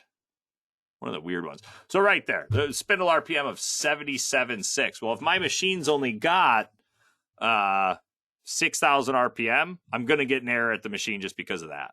So you can go into each individual, feature. Like I could go into mill facing and say edit, and then go to the tooling page, and I could set the feeds and speeds there. Or in, I can't remember if 32 has it, but 33 for sure, we have these little arrows that stick out right here. I'm pretty sure 32 has it. We have these arrows that stick out all over. Yeah, 32 has it for sure. So when you expand a feature, you get to see the operation that builds that feature. And if you hover over the arrows that are on that operation, one of the options right down here is your feeds and speeds. You could come in here and say, I'm not running at 6,000 RPM. I'm going to run at 4,500, and I'm going to run at 50 inches a minute, and I want to plunge at 25.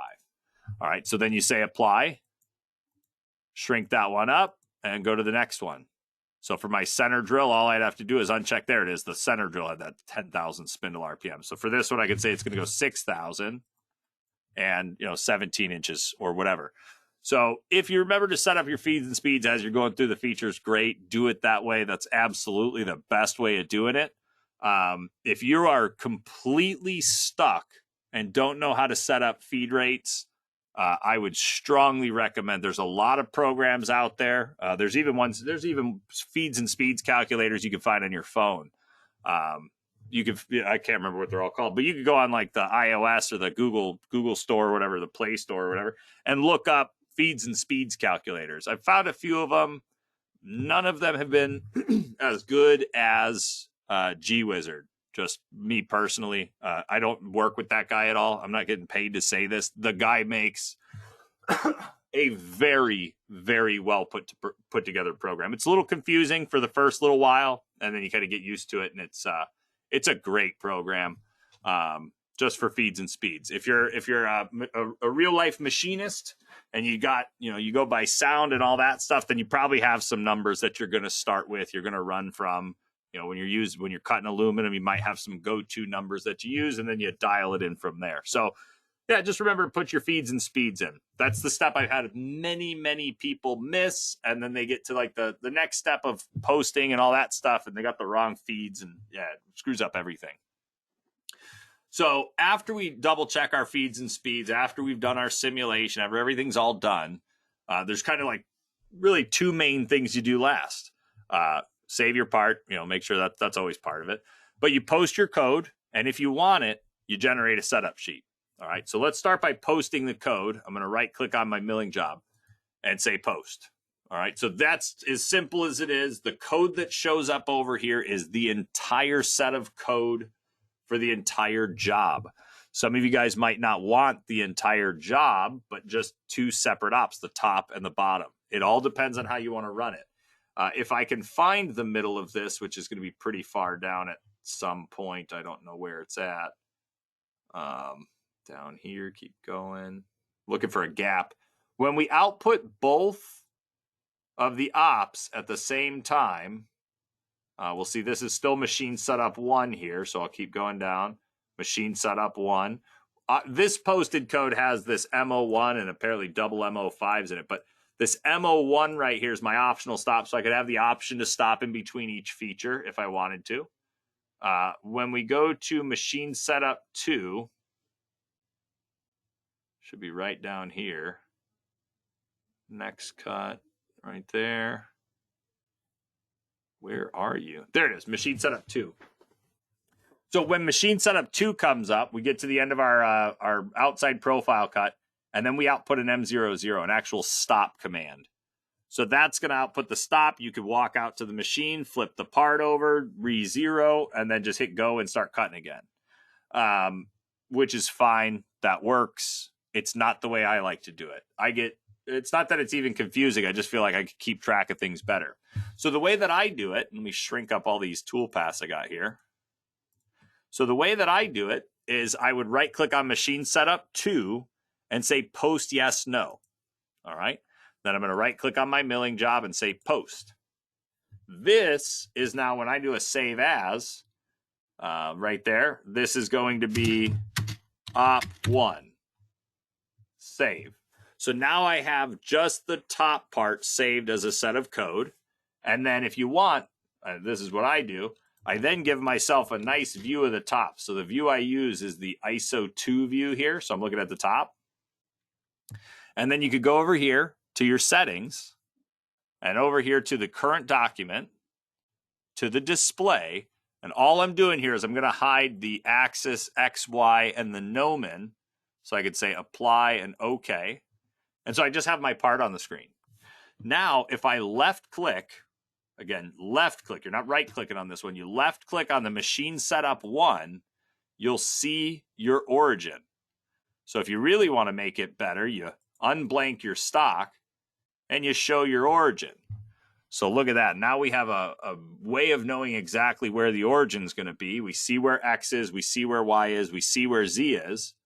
And now I go up to the top, I say generate a setup sheet. And there's a bunch of setup sheets. If you just want a tool list, you have tool lists down here. But for me, I always use the full setup sheet and I hit OK. And when it does that, it eventually pops up inside of Internet Explorer here. It's got the name of the file. It's got all the ops. It's got everything broken down. You'll see we only have one setup because we did that post yes, no. I got a beautiful picture of my part that's going to show me exactly where that origin's supposed to be at. So I have a reminder of that. Down here, I have whatever material set up. I didn't change the material. So I got 6061 set up as my material. I got my stock size. I got a list of all my tools with the protrusion lengths on every single one of them. And then I have a breakdown of each tool path with the feeds and speeds and everything else listed. By the end of this job, if you do everything right, you should be able to give another person your code and this setup sheet. As long as you did everything right, this setup sheet and that set of code should be enough to tell that guy what he's got to do. You might need to hold some hands on that a little bit longer, but I've done that many times with many customers where I could program something. We'll do it during an online training, and all I have to do is give them the part, which they're probably not modifying. That's the reason I give it to them. So I give them the part, I give them the setup sheet and the code, and they take it and run with it. So, play around with it, see what you think. There's my setup sheet. The way that I save setup sheets is by right-clicking inside of here, and then I go down and do a print. Now, if you got Windows 10, you have this printing function. So as soon as this thing pops up, there's an option in there called Microsoft Print to PDF. If you're not using Windows 10, you're using something older, there is programs that you could download that add a virtual printer to your computer. One of them that I used to use was called Qt, like C-U-T-E, Qt PDF. Free program, you download it, you install it, and it adds the ability to save as PDFs here. But all you do is say print, and then right there. I'll go to my folder that I put all this stuff in, repeat, 2-axis. This is going to be example 1, toolpath, op 1. Make sure you get rid of the file extension if you take it, because it's going to save as a PDF. And I can say save. So that's got op 1 done. Then I come into the feature again. I post yes, no on my machine setup 1, and I post yes, no on my machine setup 2. And I'm just going to go ahead and flip my part over and get myself a good view of the bottom side of this part now. So something like that. And then once again, we can post the code. Do that first, I guess. So I'll say save as. Just going to call this one op2. And while I'm here, I'm actually going to grab that. And I'm going to copy that label, because I'm going to use that same name when I name my setup sheet here in a second. So I'll just say save. And then left click on my machine setup again. Generate my setup sheet. Now, you can't generate your setup sheet from the milling job up here if you're trying to leave that origin there. That's why I have to go from here. I click on this. Then I go and generate my setup sheet right there. Full setup sheet. Okay. Again, all the ops. You got the picture. Give it a print.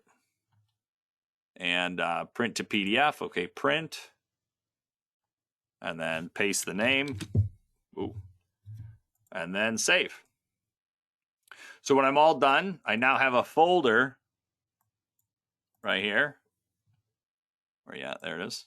I have a folder, and inside this folder, I have my example parts. Well, this also has the, let me do this. This is from, let's go folder. Let's do webinar. All right, webinar there. So like this all the way up to here, and then this right here. I'm going to take all that and put it in the webinar folder. The rest of this stuff was all the part files I sent you guys earlier. So this is everything we made today. We have a part file that has all the toolpath on it. So we only have one file instead of having two, one for the top and one for the bottom. We have PDFs for our different ops, and we have NC code for both ops. So a really good way of keeping everything organized. And this is my favorite method. Do all your tool pathing on one part. It does get big. It makes the file bigger. You'll see this is, it's actually still not that bad, 2.5 megabytes or so. So yeah, there it is. There's our job. And then, yeah, we take these NC codes out to the machine, and you could just directly print from the Internet Explorer as well. But like I said, if you save it as a PDF, you just double click it and open it up with either Adobe if you got it, or Google Chrome can open up PDF files, no problem. So there it is. Boom, get out of here. All right. I planned on doing 2 parts today, but that didn't happen. So this is the part. I don't know when the next time I'll be doing this this training. So we'll do, I'll try and get me or one of the boys to do one of these parts, something like this. Or if you guys have some ideas for certain kinds of parts you want to see, send me an email. Everyone that's in here, you guys got those part files earlier today. If you got the part files, you should have.